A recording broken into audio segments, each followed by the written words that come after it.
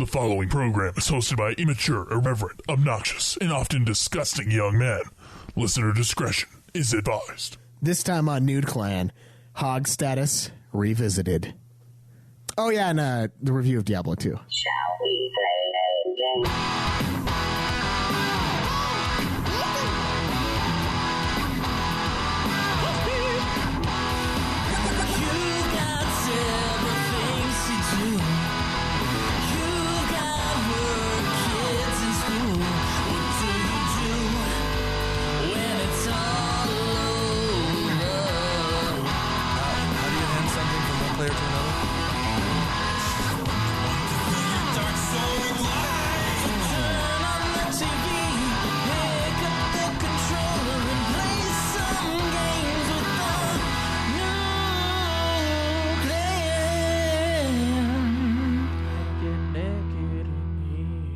Welcome to another episode of Nude Clan Gaming. Yeah.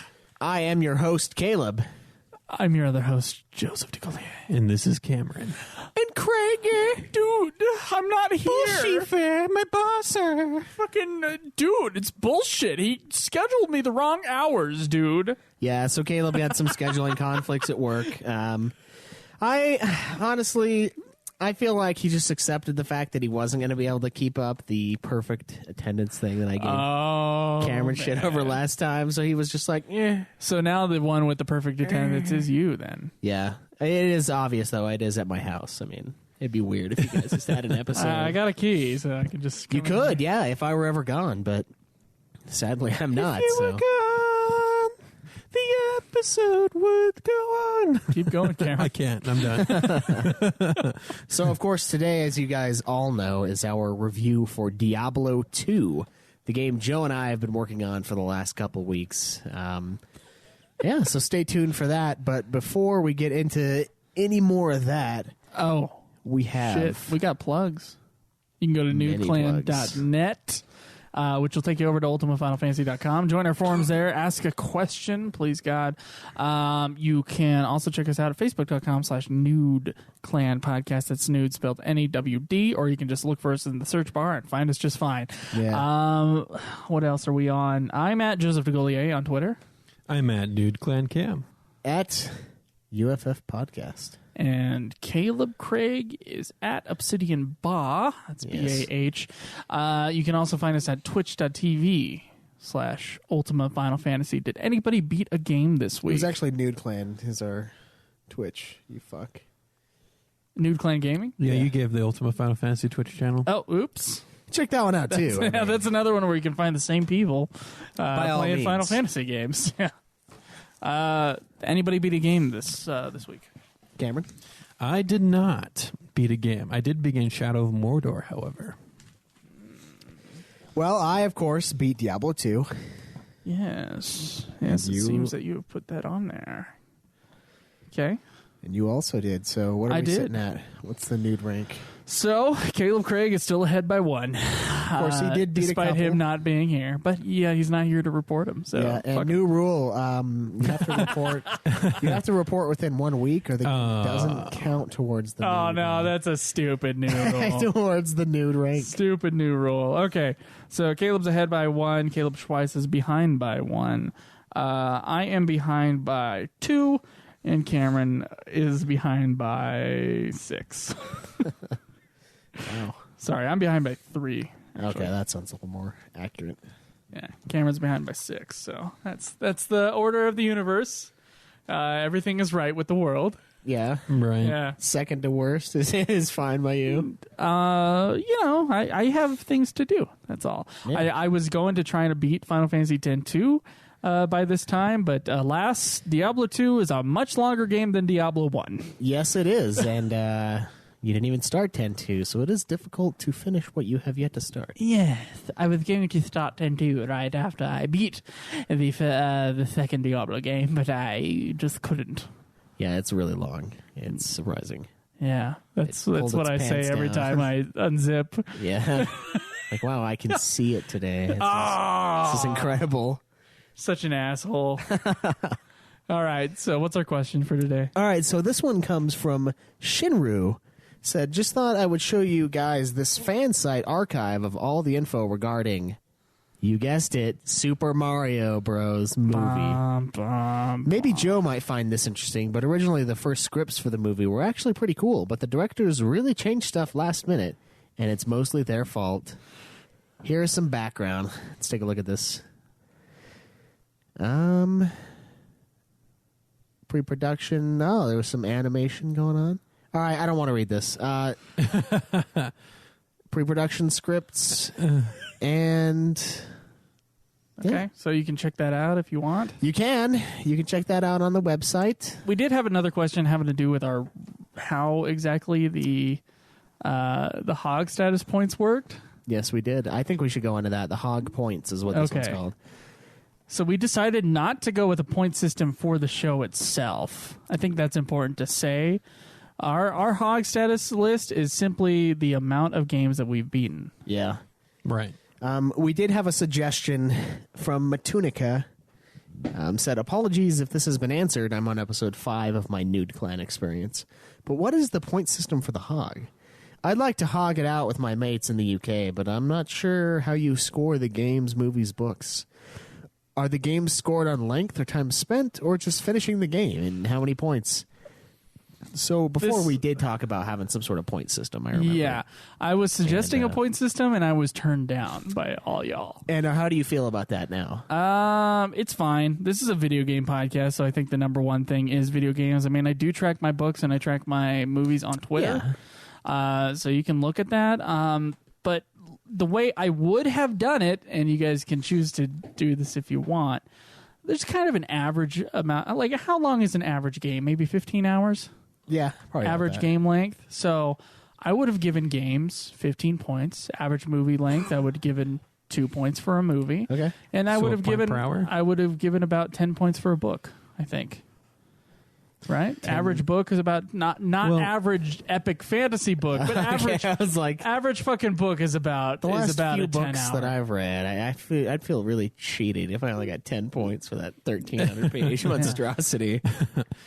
But, you know, regardless, that's how I would have done it. I would have done like 15, 10, and 2. Yeah, I would have been fine with that if we would have gone with that system.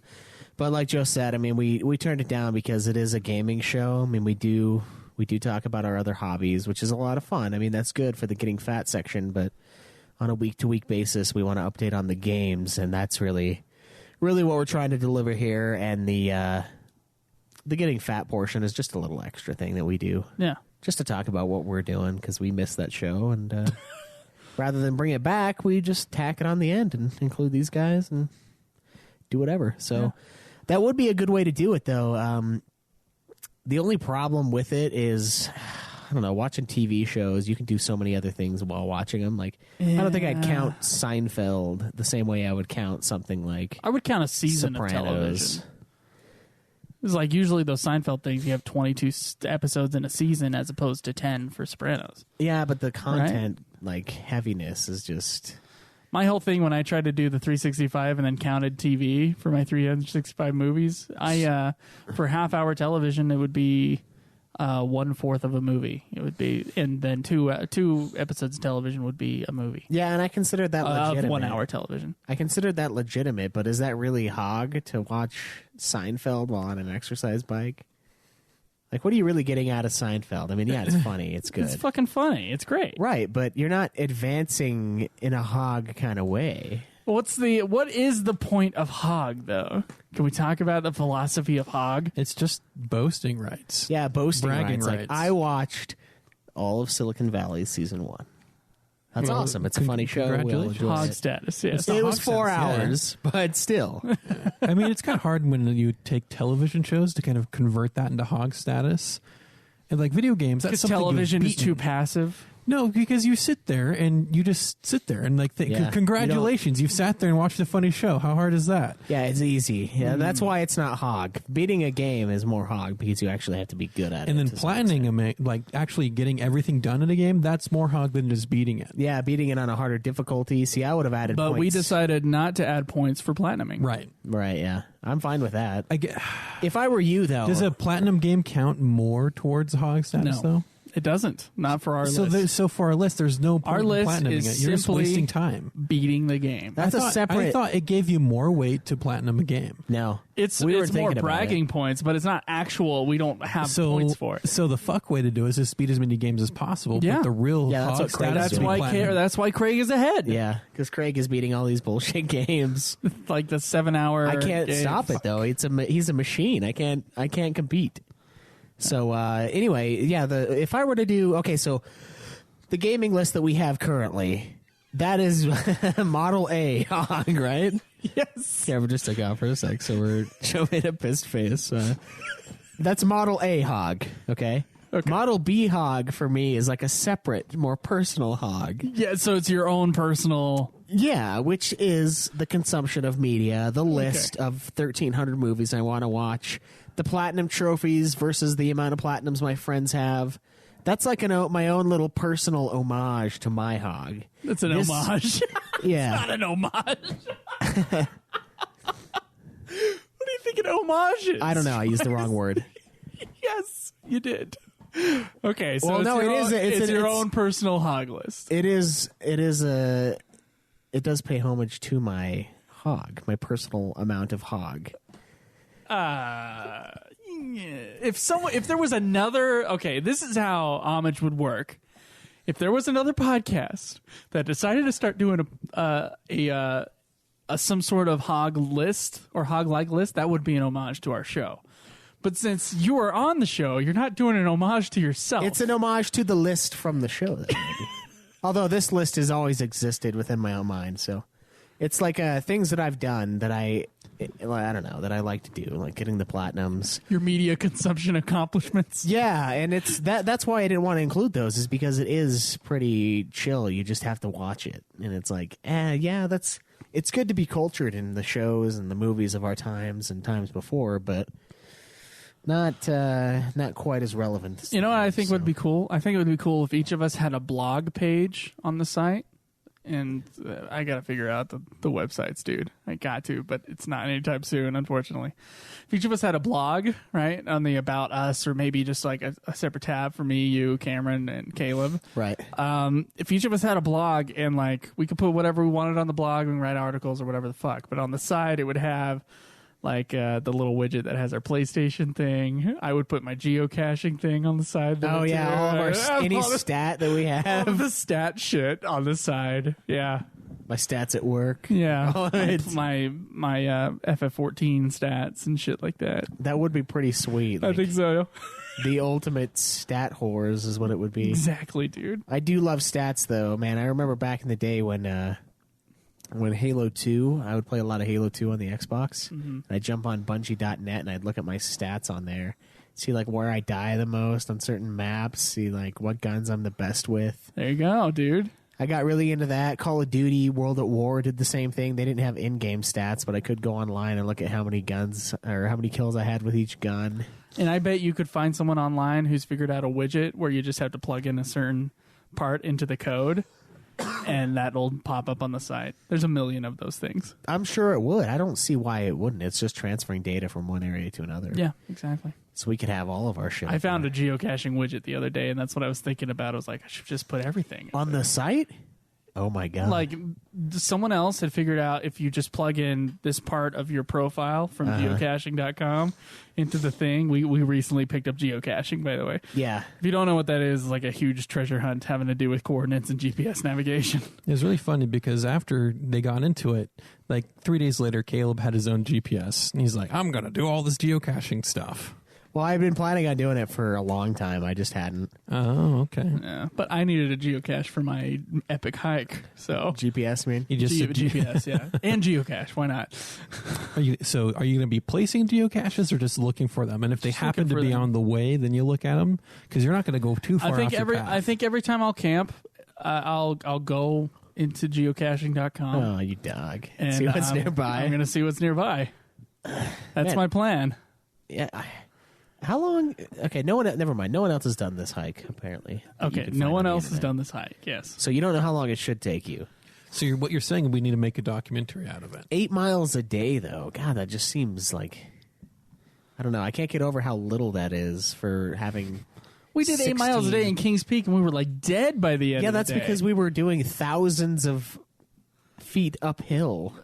Dude, but the trail line that he's doing is not just It's up and down. A nice little stroll. It's probably more up and down than parts of that trail that we did. Yeah, probably parts, but 8 miles. Dude, is he's starting from one point, and I'm he also just at 5,000 gains feet altitude. instead of 9,000 feet, which is what we were for Kings Peak, and above 10,000 for much of Kings Peak.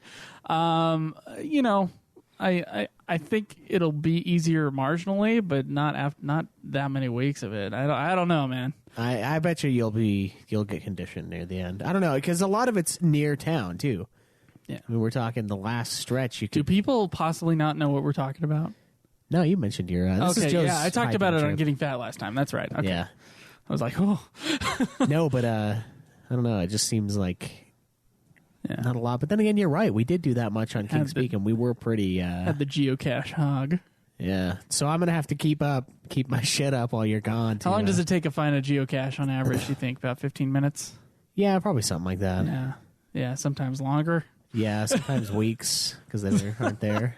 There was a geocache on the tip of Kings Peak. Yeah, I logged it. Caleb logged it. Yeah, bastard. That's what got me thinking about it again. I was up there and I was like, geez, I'd really like to do this again. And then 7 months later, I'm like, yeah, I'm going to try this. And then I got one. Well, and Joe got his GPS, then we picked it up. So it's fun. So, to me, geocaching just seems like another form of hog status.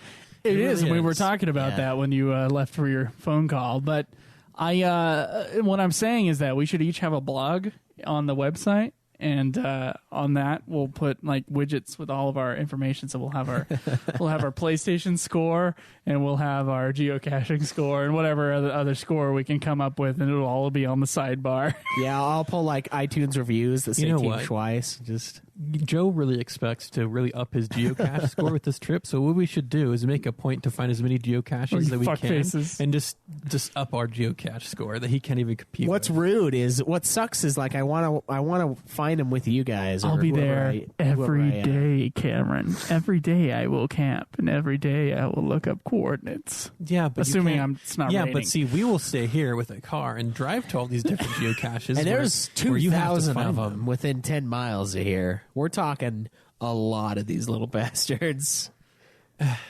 We'll see. See, the reason why they're hog status is because there's no other real reason to go find them. There's nothing in them. No, there are some. The ones we've been finding lately are all really tiny, but there's some that are like The in-town ammo ones box tend sizes. to be really fucking small. I found one that was a 5-gallon bucket that had like little things in it that you trade in and out. Should we make it a goal to I find just every love- geocache in Provo? Schweiss, this is what I love. We should. I love that the Long U.S. term. government is, first off, okay with this shit. Maybe or maybe not.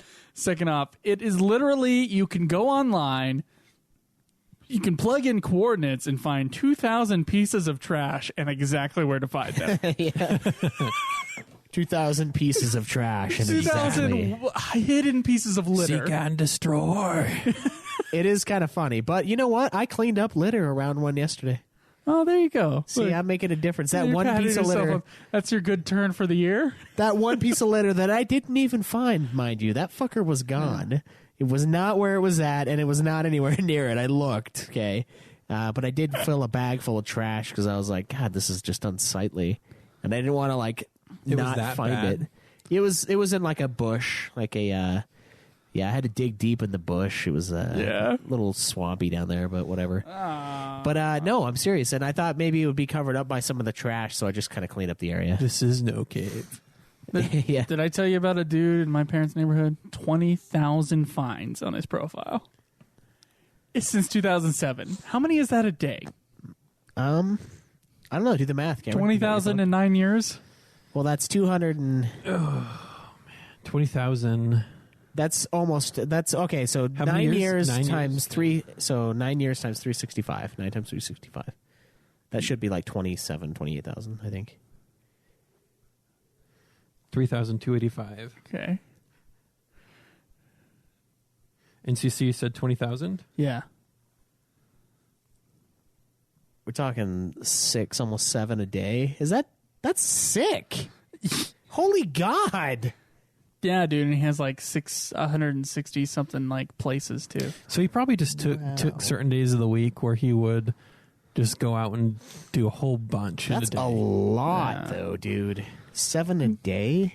I barely did. He probably 5 did this like week. he probably would do 20 a week on. He was an older guy. On a Saturday He's or probably something like that. retired, and that's probably his like hobby. Yeah, Like, That's it's his probably will. like- That's his purpose to live now. It's probably like his thing to do cash. probably. I think no. He has pictures on his profile and shit. He has his horses, and I think he just like maybe he does like horsing trips and like horseback riding trips, horsing trips. What the fuck is a Let's horsing? go horsing. We should go do that, and so just go rent some horses, My dad has horses. and let's just go take your dad's horses. We may or may not tell him, and just go tracking out in the wilderness. It'd be like, we don't know what we're doing. The last time I rode a horse, it threw me off. So Did it really? yeah, okay. Oh my God. So the story is, I don't know if you guys. There's this little podunk town in southern Utah called Mayfield. And then my step family would I go don't even there know where that is. to go ride 4-wheelers and stuff like that, just to be, out in the boonies somewhere. Well, one of their neighbors had a whole bunch of horses, and they brought one over to us, so because, we wanted to ride a horse. But the thing is, that was the first time they brought the horse out after winter, and it was springtime. Oh, so it wasn't And all the ready. lady horses over the fence were all frisky too, and so I was the first one to jump on that horse. And it was like, I am not having any of this. That horse wanted to jump on some other stuff. No. I held on for about 5 Behold, seconds. I say nay. I held on for about 5 seconds, and I landed flat on my back from a horse's back. And yeah, that whole little thing where you can't breathe for a minute, that was me. Like, Did you pass out? no. No. No, he didn't pass out. I He's didn't not pass out. close. Although the horse's hooves did stampede quite close to my head. Ooh. But other than that, everything was just fine. I didn't get back on the fuck. That's what you're supposed to do, is get right back on after you get thrown off. I'm like, no, not today. But I do want to go ride horses sometime. I haven't ridden a horse since I was a kid. I'm honestly like, my dad has them, but I'm like scared of them. If we ever make El Husk No. big, I'm gonna have to get into riding horses too. El Husk. Yeah. Why are you scared of horses, Joe? They're big and they can kill you. That's true, but there's no Yeah. reason to be afraid. I mean, there was that one time when we all went up to the hot springs, and that was when you and Tady left, just kind of abandoned us, and we were hiking back. And in the middle of the trail hiking back was just this cow out of nowhere. I mean, this is kind of like mountainous terrain, and just this random cow in the middle of the trail. And I'm like, Yeah, there was So a few random cows. so I go walking up to it, and the cow was just looking at me, not moving. It was just, I'm like, it is a cow, but I'm going to go around this one. And so I'm like, he doesn't look like he wants to be messed with today. So I'm just going to trudge through the bushes off to the side here and just leave the cow be. I feel the same about horses as I feel about bison. I feel like, well, yeah, usually they're just fine. No bison though. That's different than a cow. but then Cows, sometimes like, they can get pissed. they live on a farm and they're used to people, whereas a bison not as much. I'm talking about a horse. Well, horses, they're used to people too. And if horses kick, man. if you get behind them, don't get behind it. Yeah. This cow had the stare of death. I'm talking. Yeah, it was like, I'm not moving. You move over the side. DJ, I just kind of skirted around the edge of the cliffside. That's very good. Starts deep in the throat. Oh, yeah. That's good stuff. Oh man. So, yeah, geocaching I would call another type of hog, right? It's Yeah, it's a definitely. game. Yeah, it's a definitely game. hog We status. count. It's hog status. It's a Game of Thrones. Anything where you can say you've done something more than someone else, that's hog status. Yeah. Just like Kaleb used to store all of his old check stubs in the shoe boxes, and that was his first acclaim to hog status. Seriously, every single check stub this fucker had was in a shoe box. I just barely threw them away. If that were the case, I was like, I don't have room for these in my file box, and I'm not going to buy a file box for every check stub I've ever got. hog status would turn into hoarding. It does, and that's why I had to get rid of it. I have way more paper Walmart bags than you. That's No, it has Or to mean plastic something. bags. I mean, the check stubs was pushing it for the mean something yeah. part. But if you had a closet full, And he's like, of what a. plastic bag. He's like, if I'm ever audited, it's all right here. I'm like, oh god. It's true. It was all right there. It was, and Now it was I just not keep the necessary. last So couple you years. take more stock out of beating a video game. Yeah, well, it's something that takes effort. Geocaching takes effort. Yeah, you have to find, you have to look. Some of them are really easy, but there And are then some that are tough. I would even say collecting Blu-rays, that takes effort because the money you spend you had to earn, and that just goes to show just your completeness of the collection. That just goes to hog status. It's not as much as actually beating a game or doing something that took a lot of effort, but it should still be counted. Should we like go through our media and just see who owns the most of it? Like who owns the most books, who owns the most movies, who owns the most? I mean, we could do that, dude. It could be the world's sickest hog status. No, are we talking about redefining our hog status list? No, not Okay, for the good. show. Just for personal, Well, For personal gains. the one-on-one hog. I think Craig would win us in that, though. He has a lot of books. I know, but Joe might have I more. have a ton of books. I More think I have books? more books than Caleb. Dude, I used to have Really? Yeah. I didn't hundreds. think he had more than me. I Caleb might just be has a wrong. bunch of paperback fantasy books. I got a bunch of books at my parents' place that I haven't pulled out. I used to have Plus hundreds those two shelves. and that I have. hundreds of National Geographic magazines from like the 60s, 70s, and 80s. Yeah. It was awesome. I love that collection because it was just fun to open up and see those old advertisements about hey, this is the new thing that's going to revolutionize the future. I was always looking for the titties. And there was a lot of those, I was you about know. to say something about that because But then- at the dentist's office is a very, very horny 11-year-old going through and being like, "Oh, yeah." But then I have lost that entire collection. It's all gone. I know. Yeah. Every last mag with all my books. Yeah, with my copy of the stand. What are And you with gonna, your copy what are you of going to the do stand. about it, Cam? I can't do anything about it. It's all gone, auctioned off. It's rough. Yeah. That's what happens when you leave for a while and everything you own is put into storage, and then someone who owns the storage doesn't pay on the bill, and then everything in the storage is auctioned off to pay for the storage fee.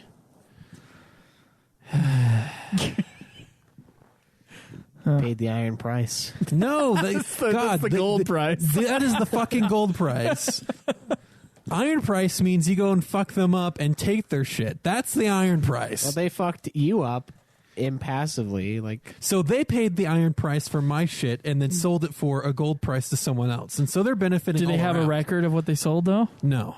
I mean, I can go over there and talk to them. yeah, Maybe. But I don't think they keep it. What they do is that they take it, they show people what's in the unit, and then they'll auction the unit all together. And so they don't actually get to see item by item what it's sold for.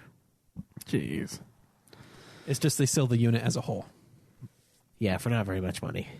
No, for like $100 or $200, how much the person, usually a pawn shop, is willing to pay for it. Yeah, so you could profit pretty well if you went and just bought out some of those things. Been like, oh, this one has DVDs. There's Yeah. there's even like a reality TV show on the process. Oh, yeah, that's true. Storage Wars or whatever? Yeah, Storage Wars or something like that. Jesus. Yeah, there is, but And the funny part is that all that stuff they're trying to buy from each other and trying to edge each other out of, that was actually someone's stuff that they couldn't pay for anymore, and they lost it all. Right. Anyways, we digress. Do we, though? Well, what the other status list would be 1 point for everything? Just 1 point for everything. That would be the simplest way to do it. That is the simplest. So, like, probably of all God media damn it, and it's- game consumption I think we need ownage. I think we need some time to We would talk need- about this and just really get something etched If we in were a stone to tablet. really cement it, it would need to be based on time. So, like a TV show, Time, effort. a TV show every 15 minutes would count as a point. A Time and geocache effort. counts as a point, kind of a thing. I mean, if I we're know talking effort is about, important, but it's so difficult to quantify effort on a TV show. if we're that you're talking chilling. time, like I just binge you watched could- a season and a half of Breaking Bad. So The problem with time being the basis, even though that's what I was fighting for earlier. The problem with time being the basis is this is the world's stupidest conversation, by the way. The problem with time being the basis is that it is kind of dumb. you can This is why we're awesome. Why we want to be seen. if you're watching TV, and We're gonna count it towards quantifying. something. We're gonna make It's- watching TV worth something. we got to make it have meaning. I don't think it should count. The problem with the point system based on time is that with games especially and with books, You can make up how long it took. That's why you need like a average number. So the average game is 14 hours long. Let's give it 14 points. Average movie is 2 hours long. Let's give it 2 points. Average book on tape is about 10 hours long. I'd give a book 10 points. Even though you may be reading War and Peace, it's only going to be worth 10 points because that's the average. I think that'd be fair. But see, with the game of averages, you encourage people to do Short ones. less is more. Yes. So you encourage people to not actually read something that could benefit their life, It's just true. to read a whole bunch of Goosebump novels. Yeah. Because you can just power through those, like the Kaleb method. But I mean, this is time that you're putting forth, and you're not going to put forth empty time into something you don't like. You might for a time. But if the goal is to be seen as the hog, then you're just gonna fuck anything that takes too long and just do whatever is easy. Fuck anything that takes too long. Wouldn't I want to not? Well, in your case, Joe, that's about 5 minutes. So Like 4, Cameron. Come on, let's be realistic here. oh man. I don't know. I don't like the time thing because you can mess with it. I mean, unless you decided to quantify it from a very specific source, like let's go to audible.com and see how long the book on tape is for this book. I think we should do there that. should be for books. There might have to be a page, per point per page. I thing. like the page or the Audible thing because the Audible thing is at a standard reading Yeah, pace. but even with Audible, it's generally standard reading pace, but you're going to get one narrator who reads faster or slower than another. Right, but It you're just also going to happens. get easier, shorter words in some books than you do in others. So how do you quantify the page or word count? I think page count is the best way to go, and an average book is how many pages, and if you're within, let's say, 100 pages of that in your book, then it's going to be the average amount of points. Well, we could have a point system for books that then we can divide. So it would just be a point per however many thousand words, Yeah, that's what I was thinking. which you can sometimes look up, but sometimes you can't. Word count on books. Yeah.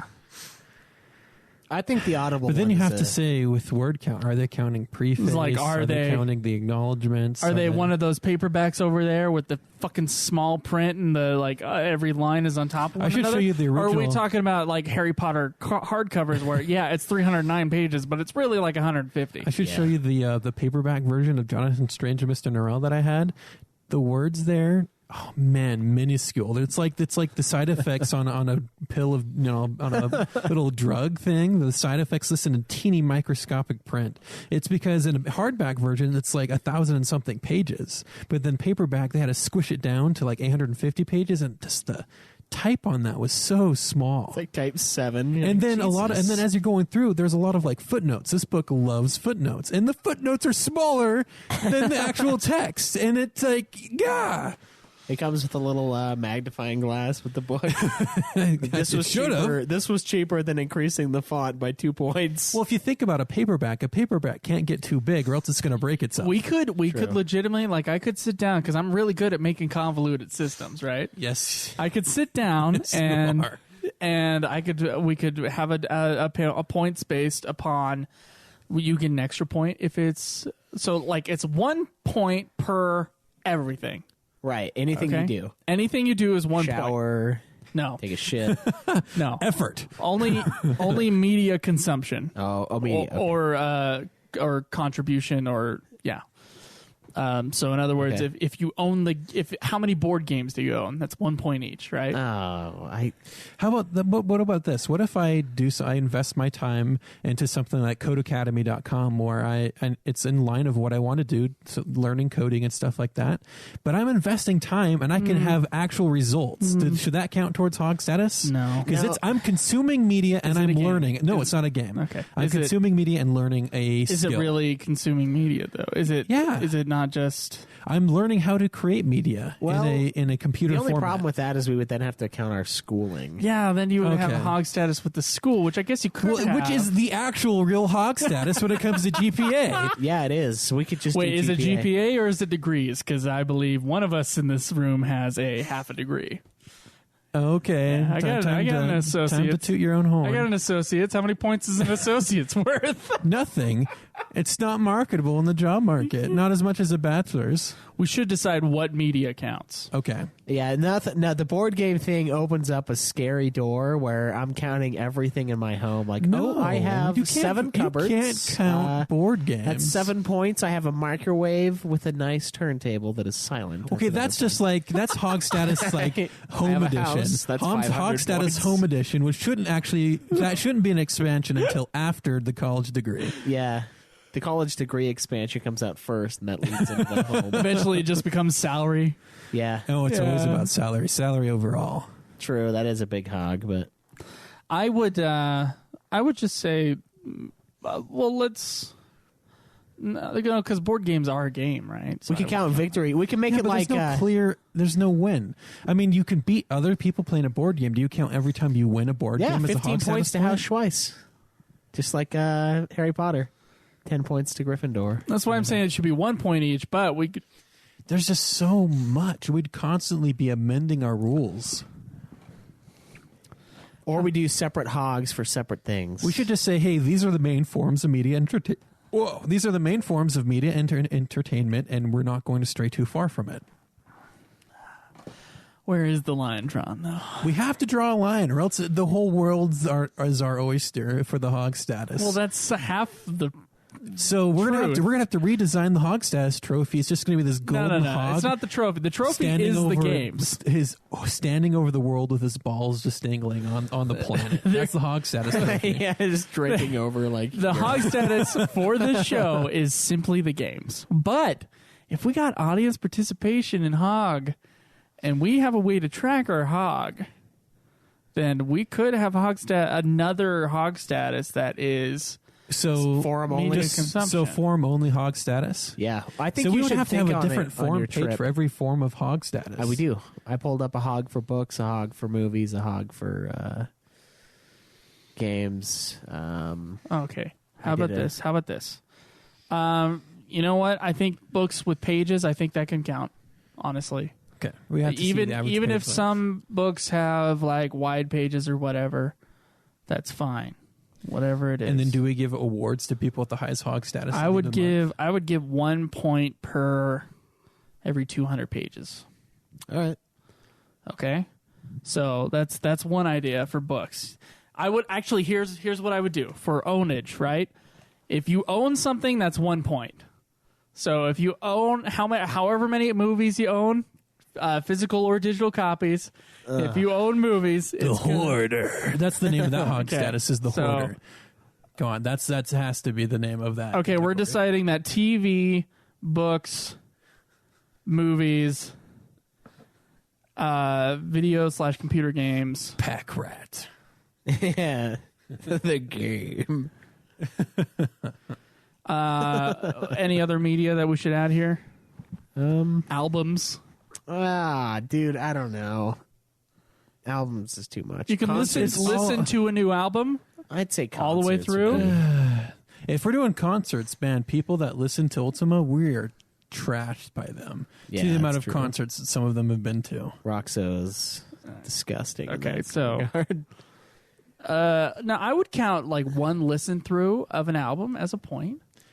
Jesus, this is like nuts. No, though. we're going way too. That It would is only media, it would only though. be 1 point though. It's lesser than the books. 'Cause It's 1 each point. 200 pages of a book is a point. It's 1 point ever. So I listened to Metallica's. Kill But if 'Em you're All. thinking But you about, would also have a if you're point thinking for about owning an album. What about reading? What about jeez. reading like scientific papers? And it only counts if you bought it with Where are money, you not drawing if the- you stole the shit. Where are you drawing the line? You can't even regulate that. Well, let me see your. It's self-regulation. What the fuck am I supposed to do? But then where are we drawing the line? Because if you're saying this album, listening to an album gets the point, then I can go read any short story off of the internet and then count that, or go read I think any. there needs to be an ISBN number associated with the book. I don't think you can just go online and read fan fiction and count that as a book. Yeah, that's I mean, you're going to get a lot of argument in the other direction because there's some unpublished works that'd be good. we are the captains here. Are we going to argue against that? no. I think we need to take some time and really discuss what is. We are and taking isn't. the time right now. Yeah, but this is. Okay, TV, books, movies, video games. We don't want to do albums then? Is that too passive? Well, TV is almost as passive as an album. I don't think passive. Now, I mean, listening to an album. People don't really listen to albums these days. They listen to singles. I'm not going to count singles as a point. I'm going to count albums. Oh as a my point. gosh! All that new Got to shit listen to the coming whole out. album, dude, and it's got to be new. It's too passive and it's too mind-bogglingly stupid. Why? Because like the shit It's that comes out experience. nowadays as new music doesn't and have to be albums. new necessarily. Oh no, it doesn't have to be new, but I think passive things where it is done to you, that shouldn't be counted as hog status. Yeah, it's more of an ability to get it done. It's like you get an award for doing nothing. Congratulations. Maybe if they could listen to something When and you then listen to an produce album something for the because first of it, time, do you listen passively? no, I I don't either. But Do I can't you? account that for everyone Schweiss? else. No. No, exactly. And it's right. only 1 point. It's not a point per song. It's 1 point per album. I only count it because it's media. That's the only reason why I'm You only know. I'm like teetering though. It's fucking retarded, but this whole thing is kind of retarded. So. All right. You So, know- in the retardism of the hog status, he wants a point system, right? He wants to add more than just games. He does. Okay. Here's what it's going to be. For every season of television that you own, you get 1 point. So this is just the ownage points. For every book, you get 1 point. For every movie that you own and bought, you get 1 point. So in other words, if you own it like in an official form, What if if it it's was just on given a to you as hard a disk gift? that you got from a torrent, it doesn't count. What if it was a gift given? That works. That counts. Ownership, yeah. Yeah, it's ownership. Video/computer games. Everything counts as far as like, as long as it's legal, it counts. We agreeing on that? Yeah. Yeah. Every copy is 1 point. There's only 1 point for these. Every album is 1 point, and every concert that you go to. This is out of the ownage range. How much should we do concerts for? I'm saying 3 or 5. Why did concerts get so much more points than everything else? No, they shouldn't because they're only 2 hours, 2 to 4 hours. So it's a point a concert. I would One? I would give concert a point. It just goes in line. Some games take a freaking long time to beat, and some concerts. Right, but those games give you 15 points. Do they? Do games give you 50? I thought it was a 1-on-1 ratio. No, it's 15. It's 1 for ownage. We haven't yet decided upon time commitment points that go on top of the ownage points. Jeez. So these are own points. These are ownage points, okay? We have been dealing with the hog status forever, and even I am tired by this. Okay. How about next time we'll figure out a whole... Well, actually, we'll figure out a whole point system outside of the microphone. But for now, those are ownage points. Get your ownage points together, count them up, and, And then any we'll put a place to suggestions from post you them. guys too. We would love to have. What is just too much? Yeah, where should we draw there's the a line? line that has to be drawn somewhere, or else again, it's just going to be the boar over the world. I guess that is the goal. The hog will take over the world. But for right now, we need to draw a line somewhere. Okay. All right. Well, we can draw this line let's, right here. Let's talk about Diablo II. All right.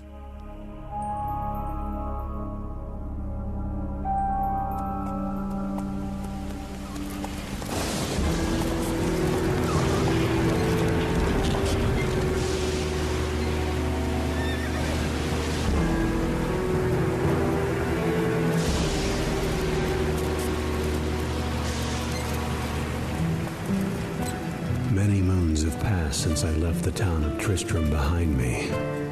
Since then, I've tried to forget the terrors I beheld beneath the cold earth, and the twisted nightmares that have haunted my every waking moment. There's something dark within me now. I can feel it, driving me towards the east, assuring me that my salvation lies within the ruins of ancient kingdoms. Though I know the way, I know not what perils will arise to hinder my journey. And as I pass through the first gate, I know that the better part of my soul will remain behind.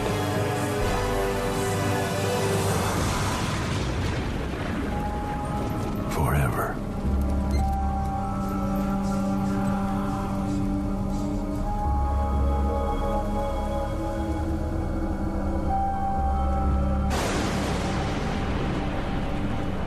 Diablo II, as we all know, is an action-based hack-and-slash RPG by Blizzard North. What?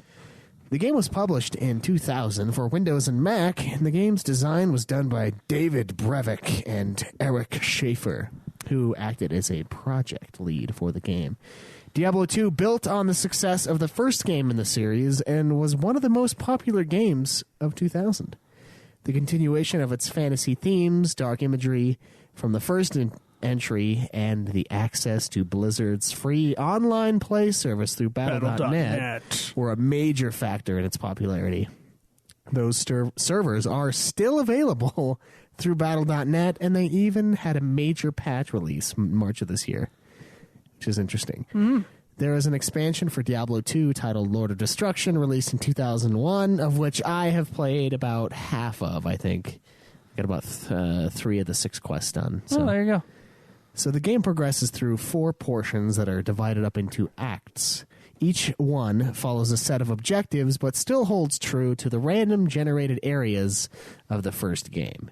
Diablo II also introduces more side quests, but they're mainly in the form of optional dungeons with like a really awesome Uber loot chest at the end.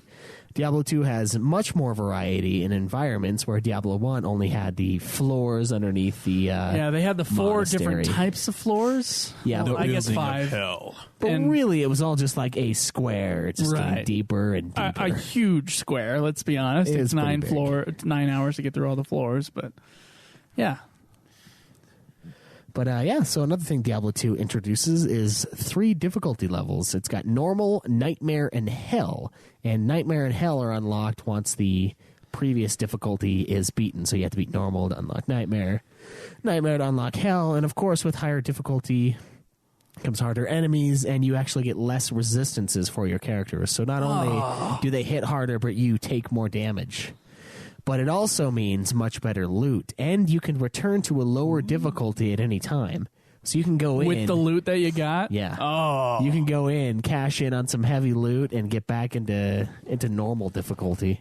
That's awesome. Yeah, I really enjoyed the idea of that at the very least. I obviously didn't do it because you had to go through the whole game, but Yeah. Yeah, what difficulty you guys do it on? we only could do normal. Normal? All right, that's all you had time for. Yeah, Yes. with the expansion, I couldn't start over with the new difficulty until after I beat the expansion. Okay.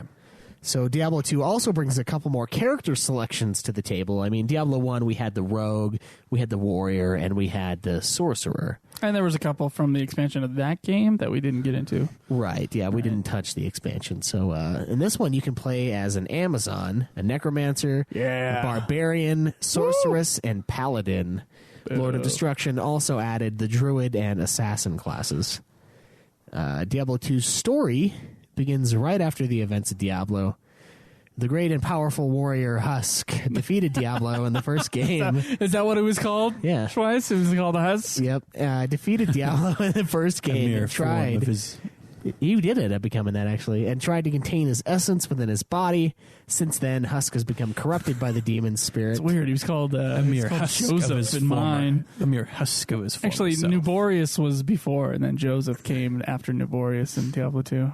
Yeah, Yeah. nice. So yeah, and then basically he's been corrupted by the demon spirit and has allowed demons to enter the world. Stories, begin to be told around. People are talking about the Stark Wanderer that's really freaking everybody out. He's got some crazy powers. We later find out that the Soul Stones were originally designed to capture the primevals who were banished to the mortal realm after being overthrown by the lesser evils of hell. When Diablo's Soul Stone became corrupted, the demon was able to control the Dark Wanderer, and the Soul Stone of Baal, who was another demon, was united with the mage Talrasha, who volunteered to absorb the spirit into his body, probably through his forehead, just like the warrior, because that seems safe.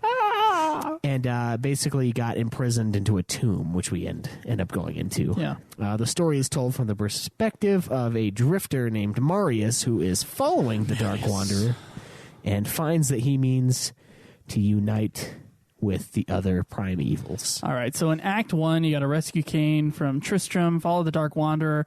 The Wanderer gets Andariel to corrupt the Sisters of the Sightless Eye and take over their monastery, overcome, yada yada. Act 2, you head east in search of Talrash's tomb. Marius and the Dark Wanderer get there first, and Marius is deceived into removing bales soulstone from Talrasha and Tyrael, an archangel, by the way. He orders Marius to take the soulstone to hell and destroy it. The Dark Wanderer joins Mephisto, which is my favorite name of the entire thing. And Baal. Opens a portal to hell and shreds his skin to become Diablo. So at Act 3, Mephisto ends up getting killed guarding the entrance to the Temple of Kurost, and the character takes his soulstone and goes to hell. There's a portal to hell in Kurost. And then in Act 4, of course, we end up slaying Diablo. What? And we destroy the soul stones of Spoiler Mephisto alert. and Diablo on the Hellforge, preventing their return. But For now. Baal, he was not stopped. His soul stone was not destroyed, and that is where the expansion comes from. Yeah. All right. Well, Schweiss. The first thing we talk about is story in Diablo. Yes. We got pretty much a very stripped down rundown of what we got there. I would like to say also that a lot of the story, or at least some cool aspects of the story, are told with these CGI cutscenes. Yeah. Which there were, I think, 2 in the first Diablo, right? There was the ending one, and then there was one where you just kind of walked in and like the one guy was there on the thing. You know what I'm talking about? Yeah, I know what you're talking It was somewhere about. in the middle of the There's game. like 2 or 3 in the first game, I think. Yeah, okay.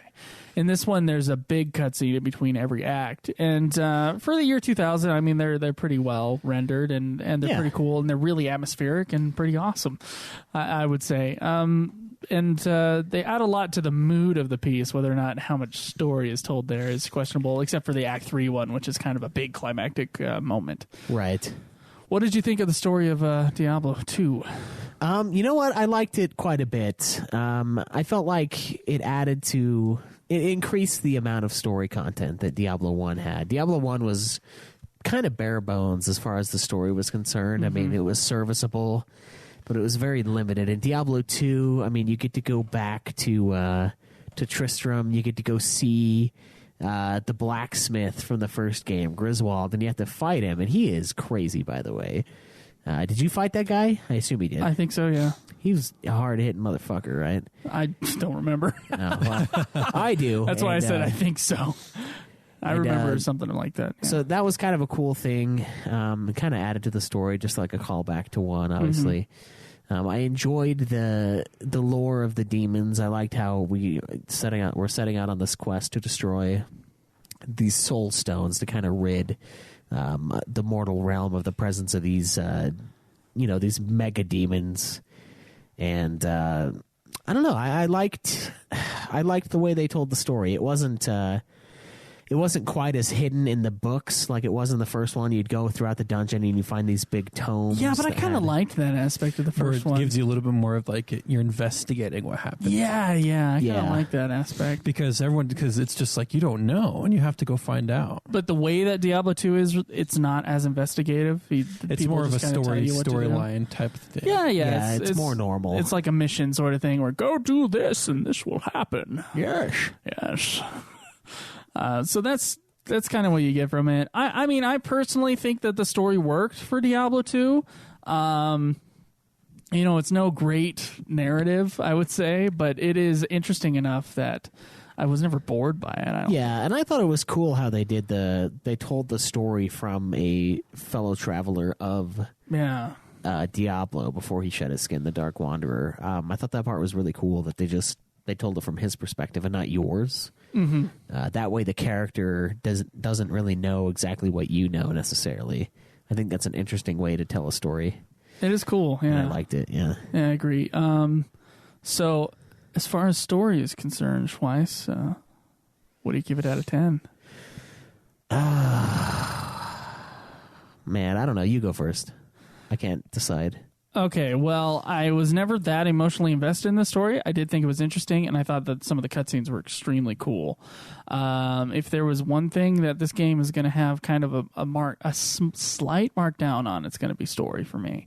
I'm going to go ahead and give this story an 8 for being... That's a slight markdown? For being, slight markdown from the other scores I'm going to give it, Cameron. If it's the one thing in the game that may be sort of lacking, but the lore is cool, and I think there's cool stuff about it. It's just that I wasn't emotionally invested. That's it. Yeah, it's more about the lore, I think, the feel of the situation more than the storyline that you're going along with. Yeah, exactly. But yeah, some cool stuff in this game. All right, I think I'm going to give it a I think I'm going to give it an 8 as well. You're going to give it an 8 as well? Yeah, I'm teetering between 7 and 9. I don't know. It was good, but like you said, there's not really a part of me that was like, ooh, I want to find out what's going on. It was more like, oh man, I want to keep playing Diablo. I think in a way I kind of missed the simplicity of Diablo 1, where it was just kind of go down to the thing and go kill Diablo. And it was a very simple story and it was easy to follow. This one had a lot of stuff that was kind of harder to follow. Yeah. And almost like read like a Wikipedia page sometimes. But yeah, it's cool stuff. Yeah, and it's still worth playing. If you guys played 1, definitely hit up 2. Don't feel like you don't want to. Don't feel disillusioned by the game for what we're saying. Oh, right. Are you okay, Cameron? No, it's just funny the way he was saying it. Okay, all right. So gameplay. Wait, I was saying what? Just the way. Don't feel disillusioned by our. By our what? By the way you're giving it a review. It's just give it points. There you go. Give it points. I feel like, well, here's the thing, Cameron. Even before 8 out of Diablo 10 is awesome, though. Even before Diablo 3 came out, right. it's good for a video game. Yeah, that's how I look at it. Like for a video game, it's good. When it comes to story stuff, I mean, people have kind of delved into this lore of Diablo. There's even before Diablo 3 came out, there's fucking published novels in the universe. There's fan fiction. Cody bought official one fan a few years fiction? ago. Yeah, official fan fiction for Diablo. I was like, what? Wow. the hell? So people do care about that stuff, and so yeah, given the story an 8 out of 10, maybe like what? But I have seen better. Maybe that's why, because it's kind of just kind of there is why there's so much of this fan fiction, so much community interaction is because there's a lot of room for it. It's not this. That's concrete, fair. set in stone. Yeah. This is what happened. This is why it happened. I do like Deckard Deckard Cain coming back. I think my favorite moment in the game, story-wise, was going back to the old town and getting Deckard Cain. Going back to Tristram. Yeah. That was really cool. I enjoyed that section of the game. And I thought he was going to die, honestly. I didn't think he was going to live. I remembered him from before. Yeah. Yes. All right, fair enough. I remembered him, so it was awesome. Yeah, like, yes, he bring did back seem Deckard Cain. he did seem less excited though as a character. He wasn't I'm quite getting older. Yes, stay a while and well, I guess you can listen. I don't know. He just seemed like the voice actor was older, which he was by 4 years. I didn't notice a thing. Yeah. Yeah. All right. Wow. Okay. So no gameplay. So the gameplay is just like the first Diablo.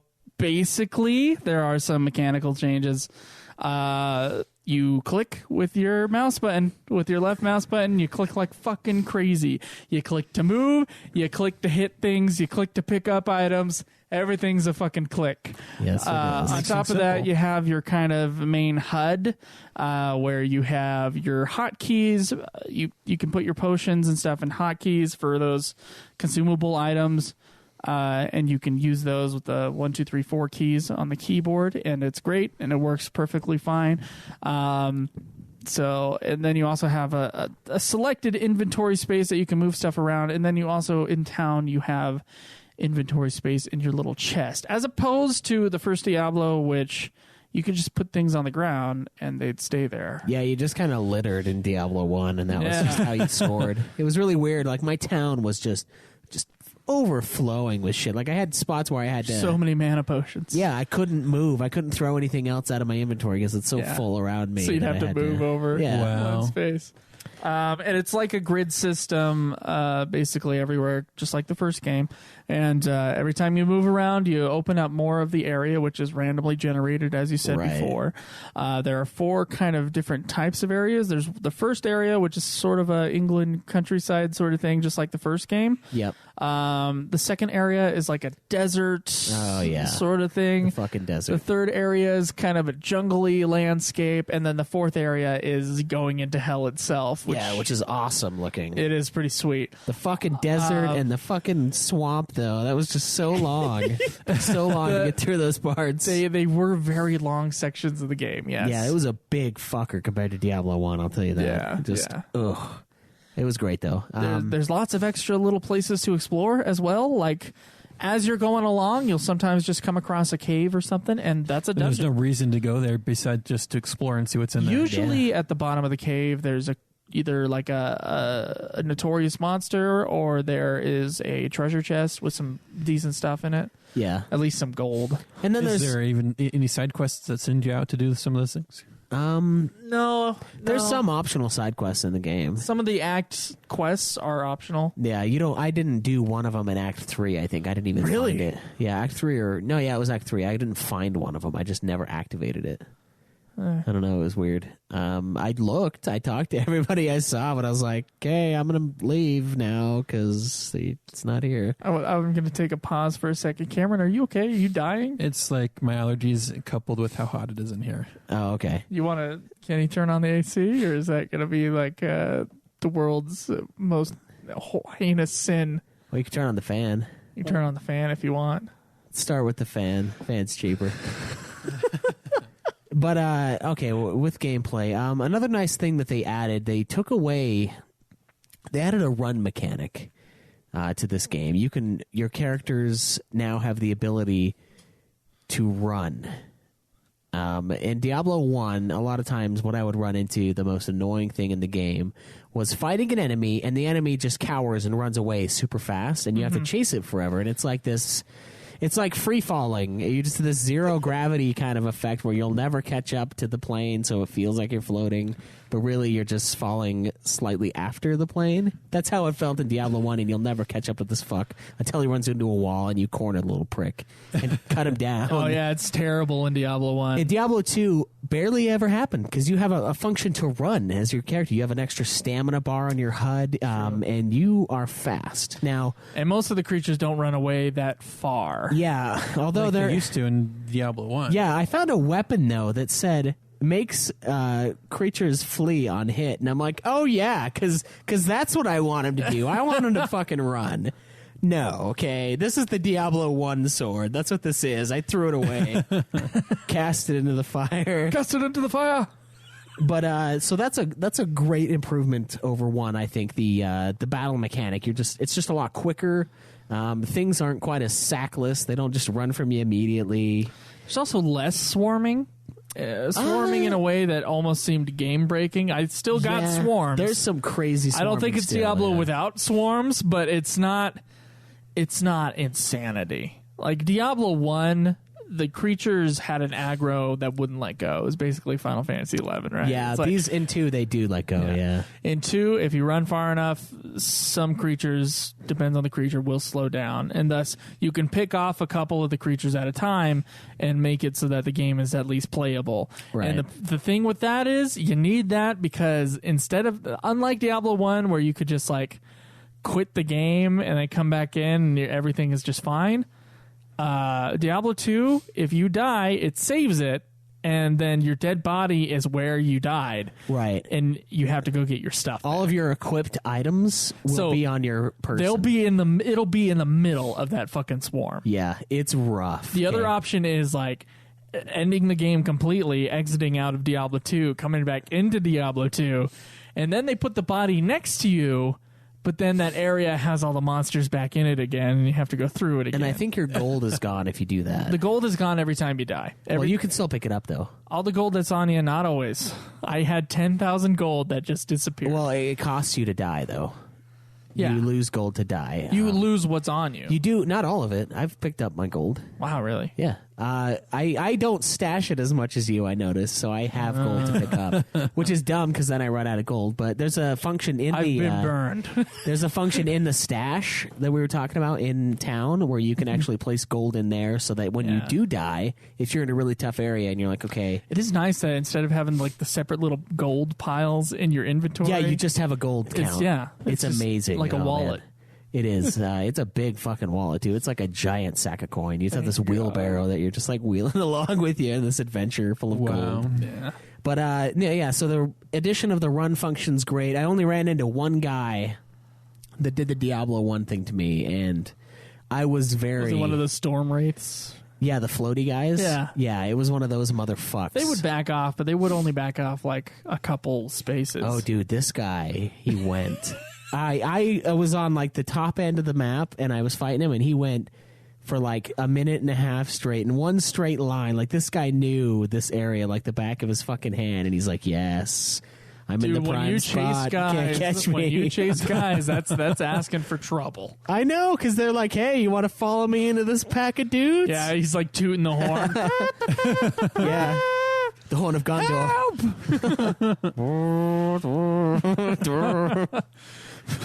It's bullshit.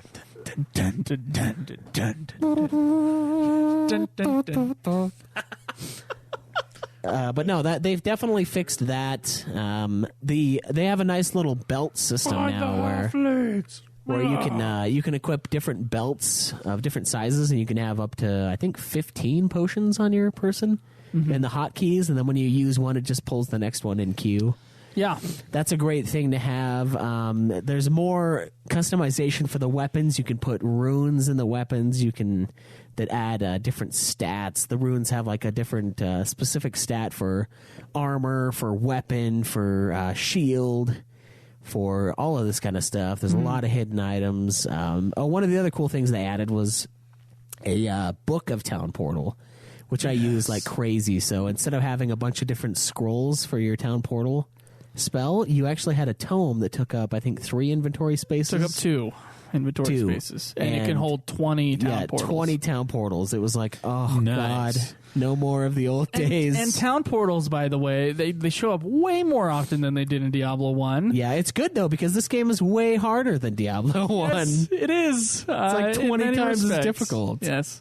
With the exception of the chasing in Diablo 1, this game is harder by far. Diablo 1 is like a trial on your mind because of the chasing. This one's just a trial on everything. Yeah, I would go. I think it's when I got to Act 4 or like Act 3. I was like, have I been equipping the wrong type of weapon for my guy? I played a barbarian, right? Yeah. So I would be working on mostly strength, dexterity, and the life one, whatever that was.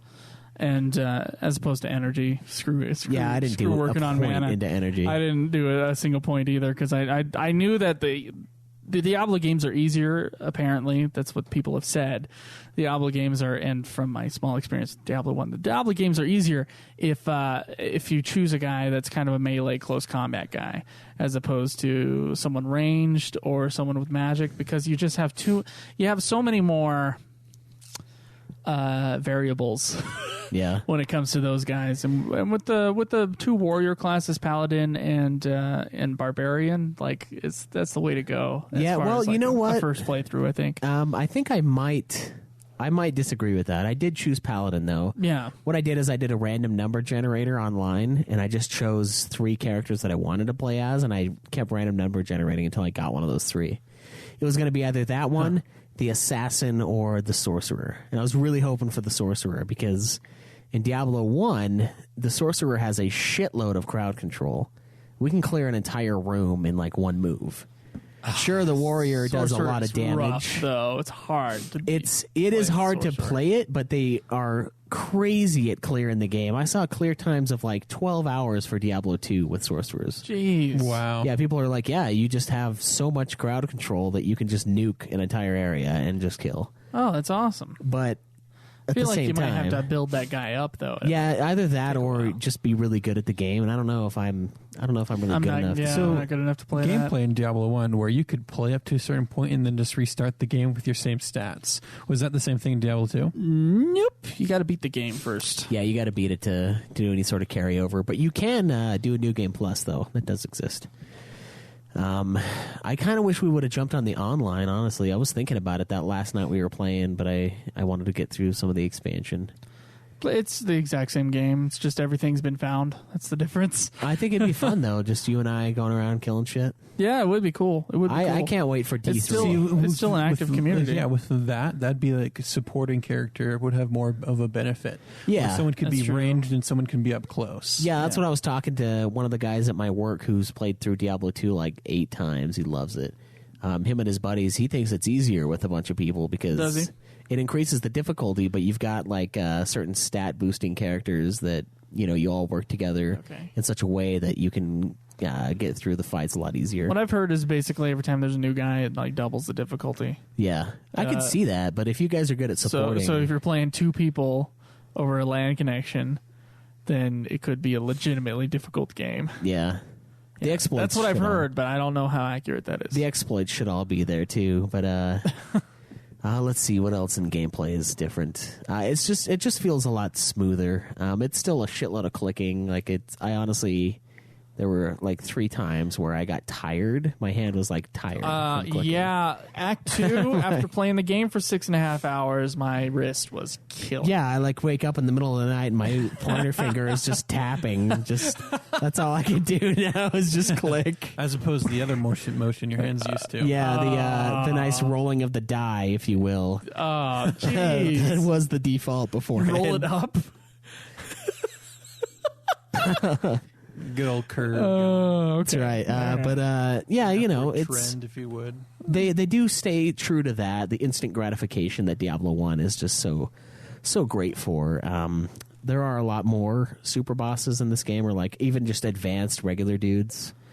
They definitely up the number of those. There's guys that explode when they get to you in the expansion at the very least. Fuck those guys. I hate them. Especially when there's 4 of them and you don't know what they are yet, and then you find out really fast.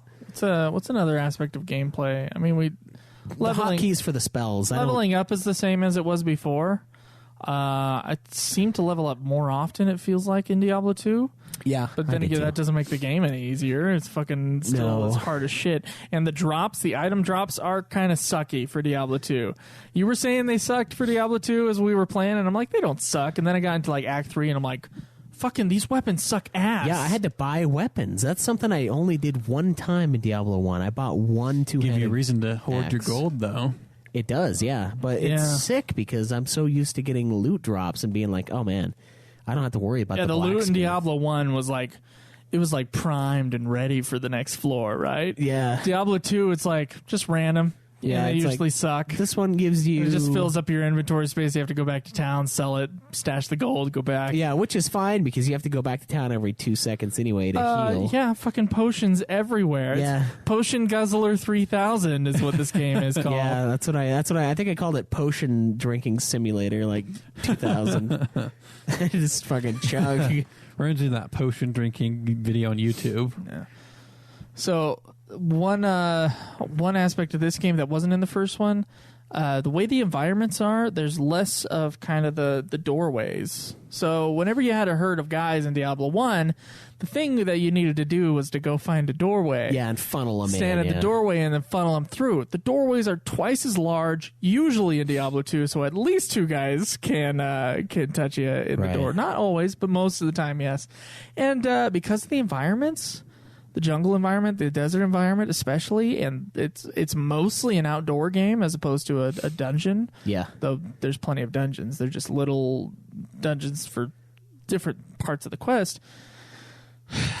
It's so open that you can have some serious issues. Yeah, you can Just get as swarmed easy. Yeah, the swarming is different, as I said before, and you can escape it easier. But at the same time, like sometimes there's just guys that are they're rough, dude. They're fucking rough. I don't know how to explain this to you, Cameron. This game is not easy. Yeah, it was a pain, but This game is a challenge, and I in a good way though. Like it's a challenge that you can do. Right. Although the Diablo fight, the final boss fight, way worse took in an this hour. game. An hour, I think. I could probably look up the Twitch thing. I'm you thinking. just attack, dodge, attack, die.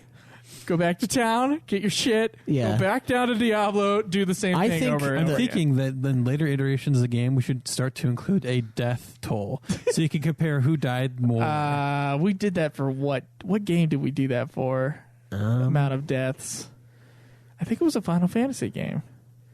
Oh, I know we did it. We looked at it for 12. I died 4 times in our playthrough of Final Fantasy 12. Oh wow! It was sick. Of course, I know that game like in and out now, but that would be a fun thing to do. Just like, oh no, 13. It was 13 where 13, yeah. we counted. You started counting how many times you died in 13. Yeah, and I died more, I think, Yeah.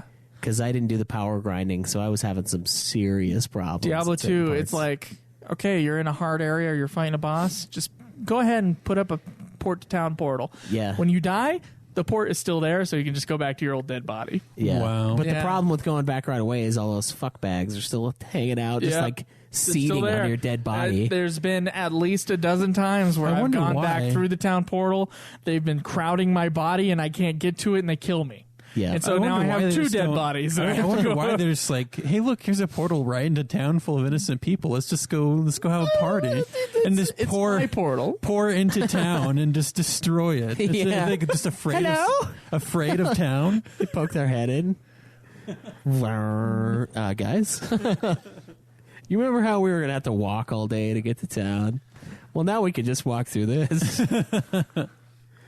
But it is kind of a okay. One more aspect of gameplay. There's the for every character class that you have special abilities, passive and yeah. active abilities, and there's a lot of them. I feel like there's more abilities in this game than there were in the first Diablo. Oh, by far. What abilities did you use as a paladin? I had one that was thorns. It would deal damage based on damage dealt to me. So it was almost like thorn mail in League of Legends, where they would hit me and it would damage them. There were times where I killed people based on them hitting me. That's awesome. I came back with my my dude with just his fists and no armor on, and I was punching dudes, and they'd kill themselves on me. That one was really awesome. I had one that I used a lot that was floating hammer that would like summon this hammer that spins around and does a shitload of damage to everything. Awesome. I had one that was like lightning of the gods or something like that. This is like a fucking way deep one. This took forever for me to unlock, but it like launches this huge lightning bolt out, hits the first person for like I don't even know how much damage, but it obliterates anything it touches basically, and then it sends the shockwave down the line. That one was really cool. I had a resist fire one that I used constantly, especially in the expansion. The first area in there, it's like fire monsters galore. So basically, I'm running around killing 30 guys and losing half a bar of health, which is ungodly compared to the rest of the game. Jesus, dude. And then I had to hire people with magic skill in Yeah. order to like deal with that stuff. So Act 4, without the ability to hire guys, was like I could. sometimes you can just go into town, you can hire a dude, and he'll cast a freeze on guys, which is the most amazing ability. It's Yeah. basically Sub-Zero from Mortal Right, Kombat. It just slows their movement down and their Yeah, attacks. and then you can just like attack and they'll How often shatter how often do they cast their spell? pretty often all the time. Yeah, they're They're spamming great. it. But I had another one that was resist lightning, resist this, resist that. I had Yeah. one that increased my attack damage, accuracy. Paladin had some really good moves. Paladin basically. had a lot of magic stuff, magic support stuff. Yeah. Barbarian did not. A lot of barbarian stuff would be like battle cry, and I would do a battle cry, and my defense would go up 100% or something for a few seconds. Nice. So that was an okay move. I had one move where the first move you get is bash, so it's just a really hard hit. And then nice. another move that I actually started using a lot near the end. It would be a move that would confuse them for a second. Oh, yeah. Oh, shit, I forgot Yeah. about one. I had one that I could actually take control of an enemy and have him fight alongside Oh, me. that's awesome. That is cool. It was sweet. Can you dude. take control of any enemy, or like someone super powerful, or does it have to be like a low level dude? I never tried it on one of the bosses. Not like a boss, but like a super hard hitting dude. I did pull one of the harder guys, and I had him on my See, team. that would be awesome. They turn eventually, though. They come back, but They're like, what the fuck? yeah, it was awesome though. I just grabbed this. It was the part in Act 4, I think, when the dudes, you get to the dudes that like consume the bodies, and they just make gibs everywhere. Just fucking disgusting creatures. I summoned one of those on my side, and he like started gibbing his buddies and like shooting them at his other friends. Wow. It was sweet. I had that one, and then I had a shield bash that would stun if they hit a wall. So just like, and then they would hit the wall and be stunned Sorry, for a I second. meant stun instead of confuse earlier. Okay. I had a stun move. Nice. was Stun moves awesome. are pretty solid, but The best thing for Barbarian that I found was a passive called Stone Skin that would just increase your defense like crazy. oh, that sounds like a good one. And I feel like if I didn't have that, I would be fucked. That's how I feel about the Thorn move. If I didn't have that, I would never have beaten this game. I don't think. That thing is sick. Yeah. I'm talking like people literally destroying themselves on me. So I have had some experience with Diablo 2 in the past. I played it as a kid a little bit. I was really bad at the game, and I know why now, because it's a hard game. And I'm better at video games now than I was then. But Diablo 2 Necromancer is fucking cool. If you're talking about like it's summoning guys, because he has a golem ability where he just has a golem. That's his one thing, and the golem can get stronger, so you can like upgrade the golem. Nice. And so he always has a golem next to him as he's fighting along. And then you have an ability where you have skeletons, and then you level up the thing, and you can get more skeletons. And Oh, all you wow. do, you summon the dead skeletons from the bodies that you kill.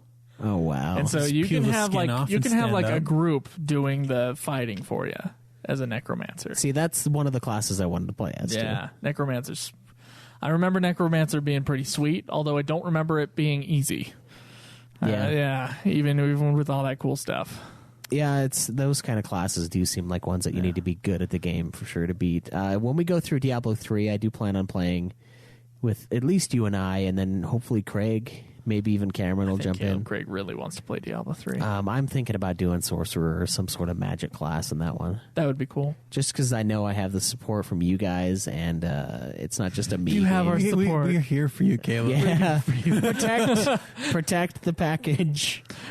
But it's the abilities are really cool, and they like switching through the fire and the thorn one. If I was taking on a dude that was just sending endless flame, like those totem motherfuckers in the jungle area, you remember those guys with like the big faces with the flame? They Yeah, just those do- are motherfuckers. If you don't have any flame resistance, they kill you in like 4 seconds. It's sick. Yeah, it's just bad. your health just burning. Without that, I would have died, and then I have to switch it from there really quick to the thorns, because when you kill the totem thing, they jump out as regular dudes and start stabbing you with their stupid little pygmy hands and knives. And, I was reminded of Mummy Returns.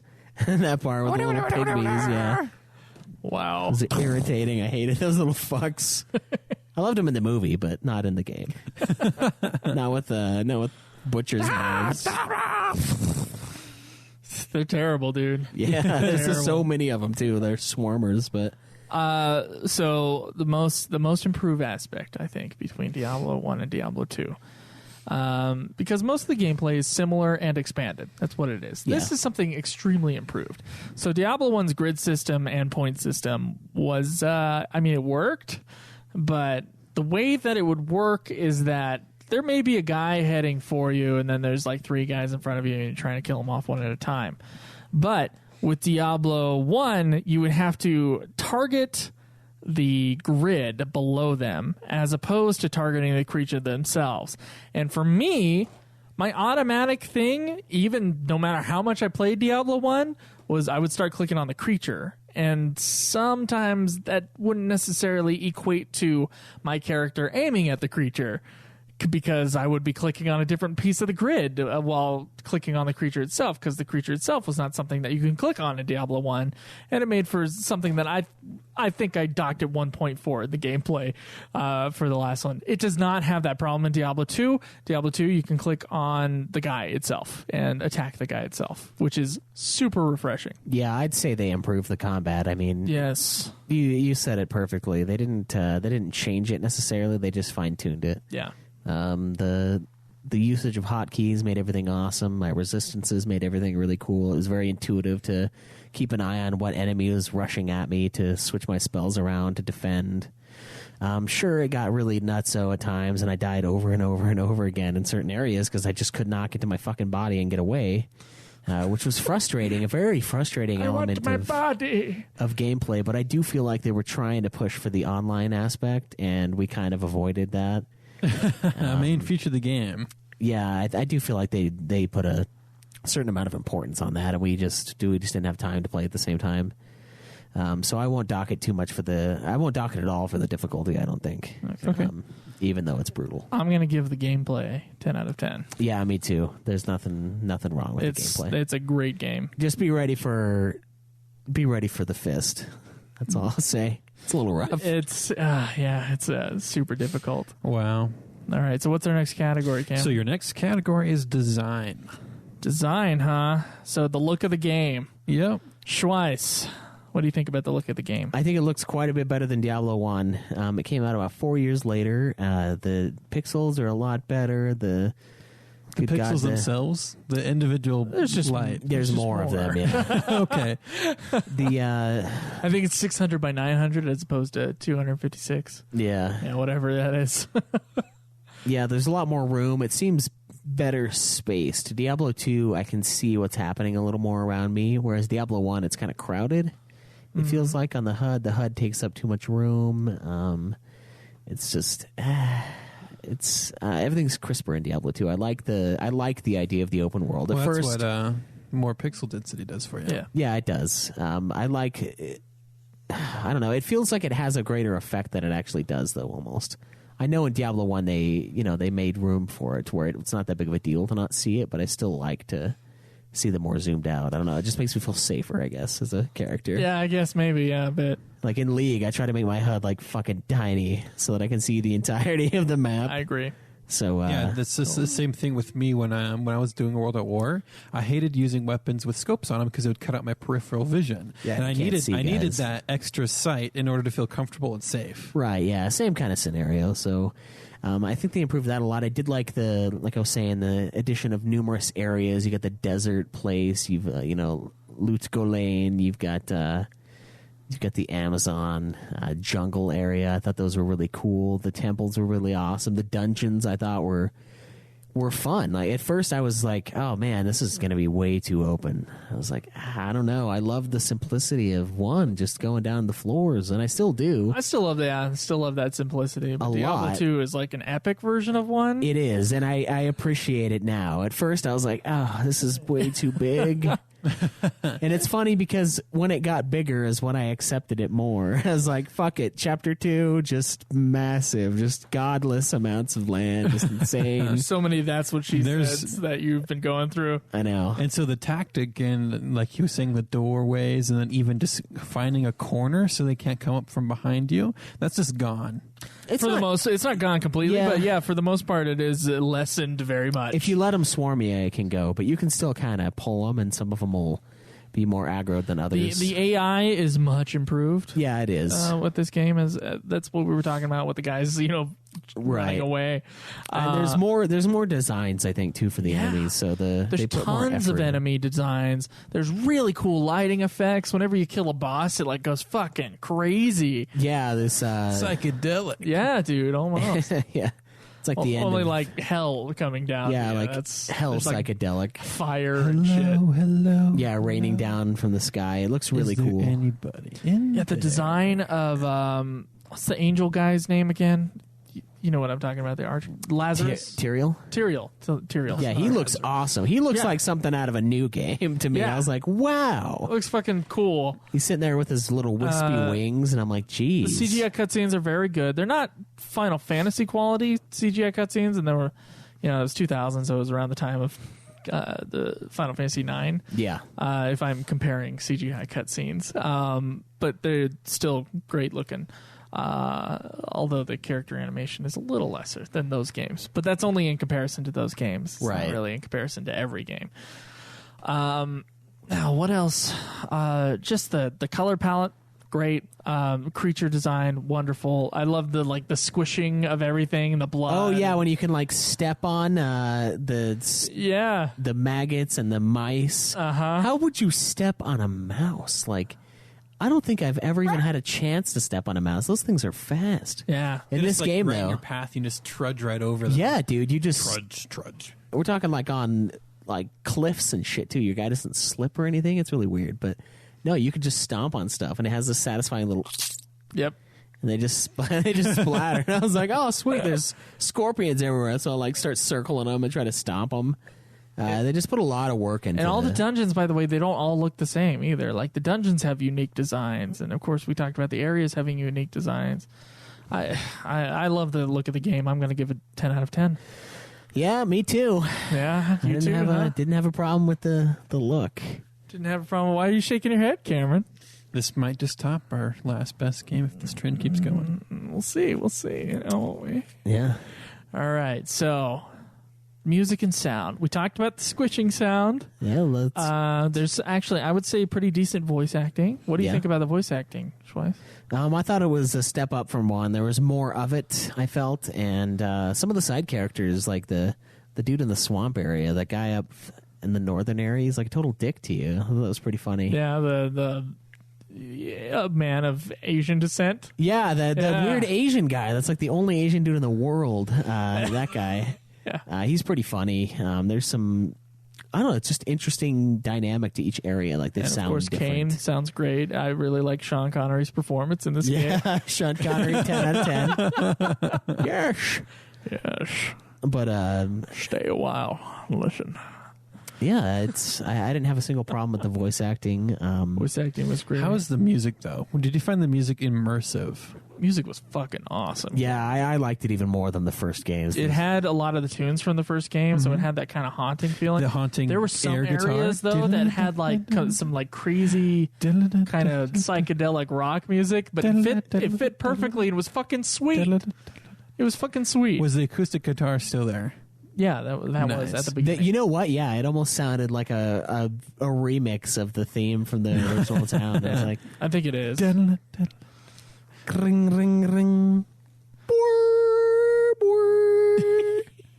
Anyway, this incredible kind of haunting feeling. Everything sounds really evil, and it's just dude, the music is so good. For it, just the way it supports the game is amazing, and the music itself is just really good. It's really good music, I think. What do you think, Schweiss? Yeah, I agree. I mean, all right. It was very fitting. It's good music. Yeah, it's good music, good battle sounds. It's similar to Diablo 1. I did mark off a point off of Diablo 1 because of the footstep problem. Yeah, because the footsteps were super loud. Not loud at all. In fact, the footsteps were at a perfectly mixed level. They were at a perfect footstep It level. depended on the type of shoes that you wore. And fucking high heels. And there was click. Yeah, no wonder it was so loud for you. The durability of the high heels may not be as high. They have crazy amounts of stats, but geez, they're ethereal and they just go away. Your attack goes up with them. Their stomp attack just rockets. Yeah. But the footsteps were not a problem. Sometimes the creatures would say little things as you were coming in, bruh. And that's they said bleh. Yeah, they said bleh. I can't remember the line, so that's what they said. I don't know. I'm giving sound and music 10 out of 10. It was perfect for the game. It was perfect. Yeah, I can't deny that. It's everything so far has been a step up from Diablo 1. Yeah. Is it a 10 out of 10 then? Yes. Easily. Okay, replayability, Schweiss. I'm going to let you take this one over. All right, so this game, I mean, we have the addition of a couple classes. So, I mean, replayability is immediately jumped up. You've got the randomness of the dungeons. You've got the ability to go into a different difficulty setting, which I think is a huge improvement over Diablo 1. I mean, just the dungeons randomness and the outside randomness. It's all random. Yeah, it's all random. I mean, the quests are set in stone. Yeah. Those you will get, but it's always going to be a different experience. The drops are always going to be different. Yeah, your character selection. Even what they're selling at the store is always going to be different. Right. Which is insane. It is. It's crazy the amount of random number generating that goes into this game. And then the expansion, and then the new levels of difficulty unlocked, and then all the online stuff. There's a reason to play the game again. I played through Diablo 1.5 times for our review, and the whole half time I didn't gain a single point of experience. There was no added difficulty level. There was nothing I could really achieve until I got to the deeper levels and started hitting guys that gave me XP because I wasn't too overpowered. This game, I start a game on a higher difficulty, I get XP. I start a game over, you get XP, you get experience for guys that get brought back from the dead by shamans. You can exploit it like you can FF4, except for you can't let it play itself, I guess. But the replayability I think is there's an online. It's pretty stellar. Online. Yeah, there's online. We can go online and play the same game. People are still playing exactly. together. Different item drops that are available, and you can play with other people. You can just play a LAN game as well. You don't have to be on battle.net to play with each other. Yeah, and I mean, so far the expansion is awesome. It's totally worth playing. To play with each other. No, you don't. Yeah. I think I think you should really try the expansion out if you ever get a chance, Joe. It's a lot of fun so far. Now, the only reason why I wouldn't play this game again is because I have other games to play for this podcast. This is a game I would like to revisit again in the future. I will be amazed if I like Diablo 3 more than Diablo 2. So will I, frankly, and the two guys behind Diablo 1 and 2 are not on Diablo 3. So that's kind of iffy. It's just, Blizzard North taking over. Right. With different people. But, a lot of people like Diablo 3, and I'm excited to play it. It's critically acclaimed, but for Diablo sure. 2 is so fucking good, dude. Yeah, it's awesome. If I do play it again, though, we're playing it online. We're playing with each other. We're going to get like a party of 4 or 5 people and just go through. Let's do it. Let's do it. I'm going to give replayability a 10 out of 10, Cameron. I will definitely replay this game in the future at some point. I can't argue with that. This is too stellar. Why do you hate it so? Cameron doesn't like that. Okay, Cameron, why don't you just go ahead and add up the total while we talk about our final thoughts on Diablo 2. I think that this game is incredible. It's a classic for a reason. It's often cited as one of the greatest games of all time. This is the first time that I've ever beat this game. I've only ever gotten to the middle of Act 2 before. This game is extremely fun. I wish I didn't have to rush it as much as I had to because of the time constraints of this podcast and how much school I had and all that other stuff. But if I could do it again, take my time, explore some more, do the other caves, fuck, I would. It's a really good game, and I'm glad I own it. That's for damn sure. On top of that, amazing cover art. So go buy the game physically from Walmart. It's still 3D. available. It is still available. Yeah, the battle chest is out there. It doesn't have Diablo 1 like it used to, but it does have Diablo 2 expansion and a guide, I believe. Yeah.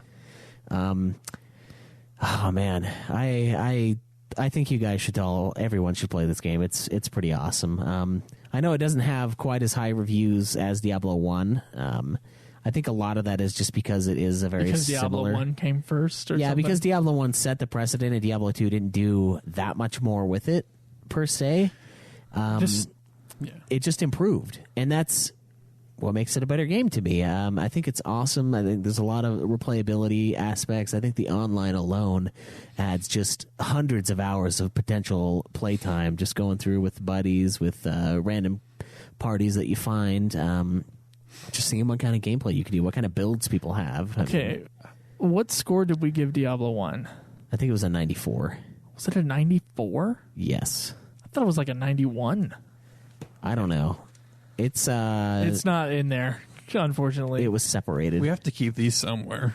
Yeah, Caleb likes to separate the papers. And Well, where fuck shit is out the of me. paper? I don't know. Well, I didn't fuck with it. I put it in the Anyways, back of the just book. kind of like a bonus question. I'm Okay. pretty sure I know the answer to this already.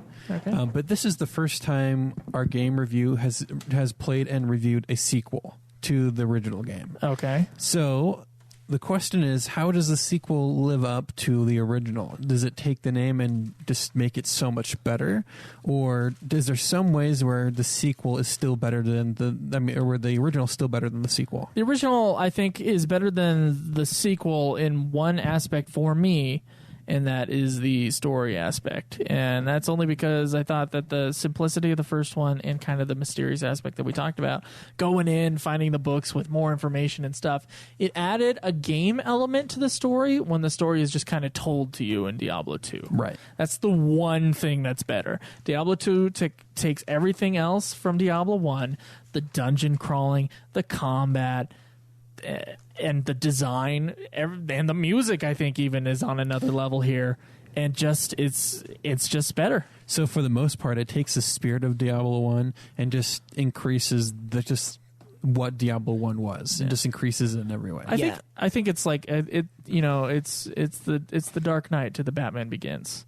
Batman Begins, very good game, very good movie. Yeah. But the Dark Knight took it on a whole new level. Oh, yeah. I would agree with that. I mean, Diablo 1 holds a definite special place in my heart. I mean, this is the one that I played the most of. See, I was surprised that you love Diablo 2 so much, because like at the beginning you were kind of like, I don't want to play Diablo 2. Yeah. So what's the official score of Diablo? Oh, Diablo only had an 89. So Diablo had 89, and so This one both has of a you guys 96, so yeah, so both of you guys rated 48. So 48 is 96 out of 100. 96 out of 100, the greatest game of all time according to Nude Clan. yeah, and I would back it up. I think the only reason why I would play Diablo 1 is just Shorter. Just it is a shorter game. If I wanted to play Diablo for Diablo mechanics, I'd probably throw in 1 if I owned both of them. Although maybe not. Though. I Maybe don't you know. might go online though and play Diablo 2. Yeah, right? So when you go online, you get to keep most of your stuff, right? yeah, you get to keep it. It's same So game. you get all your stats, everything. Just get a dick around online. You know, some I take friends. that back. I'd probably play Diablo 2. If I didn't have internet, I'd throw in 1 just to go through a few levels because it's a lot of fun. Clearing the floors. Yeah. The fact that stuff doesn't come back makes you feel accomplished after clearing the floors, where Diablo 2, not so much because everything just respawns and it's a giant pain in the ass sometimes. But I agree with Joe. I think it takes the greatness that Diablo 1 brought and it just improves it on almost every level. It makes it just a better experience overall, and that is why it surpasses the student has surpassed the master, and yeah, Diablo 2 is better. Okay. All right. All right. Well, Thank you for that. You too. that's awesome. So some real quick plugs before we end here. We got no news. Wait, we have one piece of news, right? Yes, we do. It's a sort of piece of news. All right, Sort of piece of news. what the fuck happened here? I don't know. Okay, so there's an Assassin's Creed trailer for this movie. I have not seen this trailer. I haven't either. Have you, Cameron? I have seen the trailer. You And fucker. so I'm That's just okay. I just want to know what you guys are. So on our long conversation about video game movies, we have to watch the trailer and guess a Rotten Tomato score, and then when it comes out, I don't know, like then bonus points. Will there be hog statuses on the line here? How about whoever It's not gets hog closest? status. We all go see it in theaters. And who is ever closest to doesn't have to pay for Yeah, the other 3 pay for the fourth person. Oh, that's ticket. fuck. Yes, no, that's awesome. I love fuck. this. I love this. Let's do it. All And right. then those could be the ones that we do reviews on then. So then if we do have a weird week where like Craig is gone, we could throw an extra. This is the first time he's gone. It's already assumed that he's gonna be the one gone next time. Yeah, even though everyone else has been gone more. Well, no, Joe's only been gone I once. shall be gone for a while. Yeah, that's true. He's Say he's goodbye got to the me. book for being gone the longest. Hopefully there's no Caleb and Joe gone though. Just you and I. It's like a 40-minute show. We'll see. Yeah, and we'll talk about that later. Don't even. I don't know what's going to happen. Anyway, Don't scare me like that. here is the Assassin's Creed trailer. World premiere, apparently.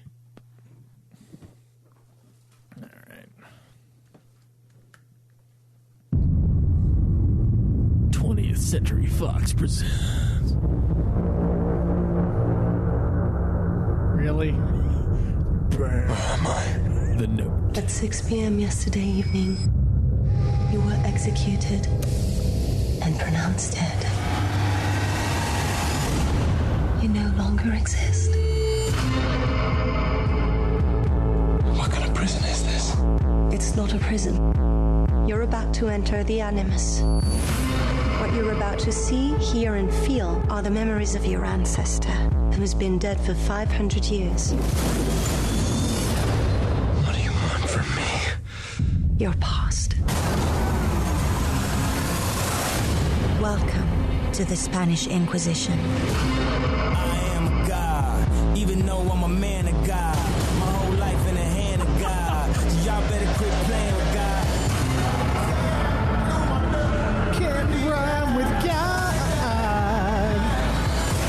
That's kind of odd.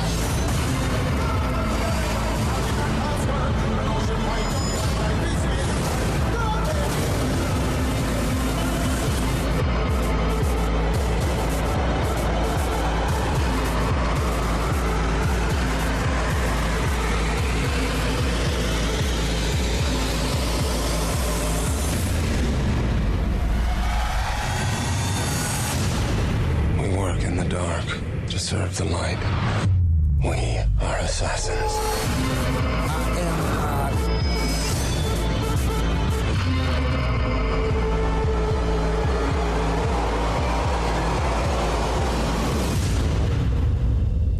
What? Yeah, Okay, you all right. fall off of cliffs and land in All right. hay piles. How much of Assassin's Creed have you played, Joe? 0. Okay, so a lot I've of watched this, it being played. Okay, so a lot of this you wouldn't understand of how close it is to the actual I don't game. give a shit. Okay, so you don't give a shit. No. And I don't think people who watch the movie will give that much of a Well, shit the either. critics won't, but the fans of the series will. No, the critics won't. And so that's the Rotten Tomatoes although story we're from- talking about. From watching the trailer, there are already discrepancies between the games and just even the trailer. Yeah, the Animus isn't some little, it's supposed to be like a little CAT scan machine where It's you lay down. basically and where you it- lay down, and all of this really plays out. It's in your mind. Is in your mind. Yeah. But this one, they have it kind of like this giant virtual reality arm of death that grabs onto you. Which is cool. It is an interesting take. I don't think it looks nearly as bad as the Warcraft trailer. No. I'd say it's probably 2.5 times better so far. 2.5 times better, but then I saw a lot of there's people just some stuff on there. like, Some love of the that fucking trailer. Some of the That one. shots in this trailer were just over the top. It's true, but there was a lot of close-ups with the mask or with the hood. hoodie thing that was like, oh, we're so cool kind of thing. Yeah. And that concerns me. I mean, unless the Wachowskis are making this movie, I don't think they could really Well, get in away the game, with the that. hood's always up. yeah, I don't know. Geez, this actually looks all right, personally. I think it looks like a mediocre summer movie. Yeah. That's what I agree with that. Yeah. Well, mediocre is like 60, though. No, but mediocre could also be 39. Is that what you're going to say? I'm going to go ahead and put my number at 39. You want to write that down, Cameron? Yeah, so Oh, man. Do I have faith in it, or do I just... Joe's at 39. I, for one, believe this movie will be At 39 would be the greatest video game movie of all time, according Yeah, to Rotten let's Tomatoes. scores, remember right? that. So, I think- so well, we have to look at who they picked for the main actor and other movies he's been in. Yeah, recently. he was tired of getting Oscar nominations. That's what Michael Fassbender was just, too much praise for my acting. I better be in So- something really dumb. So I feel this movie will be fresh, but just barely so. Like we're riding 60? the 50, so we're riding the 50 line. 50s is rotten. So 50 is rotten. I thought half was just 60 pretty is- fresh. 60 is fresh. 60's too Go much. 60. I'm gonna Go. go 60. I'm going to go 55. That's what I'm thinking. What do you think Caleb's going to do? I don't know. I'm not concerned with his... Does anybody want to send him a text? yeah. We'll wait. Just have dead silence on the show. We're waiting for him to text back. He could be busy. Just hold on. No. We'll ask him outside the show. Yeah, I have better. I feel like this one's going to be better than what we've been seeing, but I don't know. It's a hard thing to gauge. They're It could be his. Like Jake Gyllenhaal did Prince of Persia. This could be his Prince of Persia, dude. A very good actor doing possibly a very bad movie. Yeah, it's true. It is possible, but I don't know. It looks cool. It was super cheesy in some parts. Just from the trailer. Prince of Persia was awful, though. Like, just god-awful. I was trashed, and I didn't even like it. I was like, God, this is bad, man. This is just... We're going to be watching it again for Nude Clan. Yeah, I'll be conscious this time for the last little bit. So, yeah, hopefully I win, and we will find out... See, when is that set to Note release? that we gave it higher scores than we thought we would for Warcraft. Oh, yeah, by far. December 21st. Yeah, way above Warcraft. And we never did one for Ratchet and Clank, which is out in theaters. That's animated, though. Yeah, it is animated, so it doesn't get... That's right, we had that whole conversation. We can still do those, though, if we want. Nah, that opens up way too much. I think if we do a series... Dude, it's like opening up a mobile review for Ultimate Final Fantasy. It's going to open the floodgates... There's going to be people on the forums that will be like, why don't you do this How movie? about this? How And about this movie? if And this movie? they And had a this movie? Diablo movie, we'd watch it, even if it's animated. If it's one that's actually released on DVD, something that a publisher paid to have DVD. done. That way, it's so like if we play the Resident Evil series, we're going to watch the movies, but there's just another step when it comes to live action. Yeah, but those are normally worse, is the problem. I know. And it's fun to have a review of something that we hate. Believe me, it's enjoyable. But the live action is for everyone. The animated films, like the Halo animated movie, not for everyone. That's for just the diehard fans. True. I don't know. It's the audience that they're trying to get. So the fact that, are they ever going to make a wide release movie that everybody likes that's based on a video game, and whether or not you play that video game or not, doesn't matter. The movie's going to be good. I think we should stick to so far that has not happened. Right. I think we should stick to my idea. I really like it where if we do a series, we watch the media associated with that. Just movies. I'm not going to open up the door for manga shows or anything like that. So if they did have a Diablo movie that was officially released, it was backed by Blizzard, that was an animated, I think we should watch it after doing the series. Okay. If we do all the Resident Evils, there's like 2 or 3 animated films. We could do that. That's only after we've reviewed the game. Yeah, only after we have the universe reviewed completely all the main reviewed. games. Yeah. Okay. All right. See that the odds of that happening. I can live with that. Karen, can you live with that? I can live with We're that. 3 out of 4 here, so we can make a decision. Yeah. The odds of that happening anytime soon are slim because the only one that we're even close to is Diablo, and that's going to be least another we like play 4 months Warcraft, away. Orcs and Humans, right? Well, we're gonna. Are there animated Warcraft No, movies? it's not. Okay, I was like, what? But the Warcraft movie is coming, and it's. True. I feel like we should probably like play Warcraft 3 or something. Oh, no. In preparation for it. Yeah, why not? I Why are you liked saying, Warcraft. oh no? That's a really good game. Is it? Can I just everything They're I've all heard about really good Warcraft? games. Is it just your life now No. ends? No, and Warcraft. begins? Warcraft. Okay, Warcraft. Not World of Warcraft. It's like StarCraft. It's the same thing. Okay. It's copied World an of Warcraft. RTS. Yeah. Did you not know there were Warcraft games before I World knew of they Warcraft? were. I knew there were Warcraft. They're games, old, yeah. and they're not as big as StarCraft, but they are still really fun. Well, even Warcraft 3 was like it had millions of copies sold. I played it. Yeah, I single played player it on. game, and it has the battle chest. You can go buy the battle chest still. You can. I played it on PC, and I think there was I almost want to say 64, but that might have been the StarCraft 64. I know there's StarCraft 64, but I think there might have even been a port for Diablo 2. there was. Yeah. The PS1 port for Diablo was horrid, though. All right. So one last thing before we wrap up this episode. Nominations for next time. Nominations for the next unscheduled review, which is going to be Cameron and guest. Guest speaker. Okay. So what has guest? Well, what has Dylan nominated? The one who shouldn't be named. You remember but him Joe. from earlier, Trader Dylan, a.k.a. Trader Dylan. He came on the Pokemon episode. Yes. All right. So, anyways, he has came all over nominated. it. He came and everybody saw it. He has nominated Mass Effect and Metroid Prime. Okay. Ooh, okay. All right. So those are some good polls. Those are some good picks. I've played neither of those games. Right.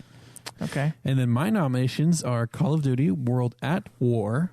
Okay, the game that got it really started for them, in my opinion. Okay. And then the next one is Doom, the original. Oh, the original Doom. The original. Oh, Doom. wow. Okay, The we'll have reason to for put a that- little date behind the poll on the site. Why is that? Just because of the new game, the new Doom that's coming out, and then just discussions that we've had behind the scenes made me feel like having some backstory of Doom necessary, in my opinion. Oh man, it's gonna be great because Dylan fucking hates PC. He hates PC gaming. And then Doom is so easy to get going. Oh, yes, please be Doom Well, he so can that get it Dylan on- can finally play one of the fucking games that I've been telling him. Because all my life, dude, Dylan's always been like a console guy, and I've been friends with him since childhood. And it's always been like I would play computer games like Doom, like Diablo. Not good at Diablo, but I still played it. Like I played it. Right. And then I'd be like, Dylan, you got to try these games. They're known as like amazing games. And he's like, I don't like PC games. He just barely got his PC working though. And well, so even then, he could play I have Doom actually or played Diablo a lot 2 on of the the original. laptop. I have actually played a lot of the original Doom, but I've never actually beaten it. It's always been with Every single level. It's always been with my friend Yeah. Ryan, who has all these different mods that he does to it himself, and so we're just sticking around playing with his mods all night long and doing all sorts Gargling of his cool mods. And so that was fun. So I just want to play just a virgin Doom from beginning to end. Okay, all right. That sounds great. I think I know what I'm going to vote for. You can get it on Xbox if you get Doom 3 Special Edition. You can play Doom 1 and 2 on it, from what I remember. So Xbox to vote for that, guys, One, right? just go to nudeclan.net. Just Xbox. Sorry. No. Go to nudeclan.net. You can go. It'll have the post for this episode, which is just going to be called Diablo 2.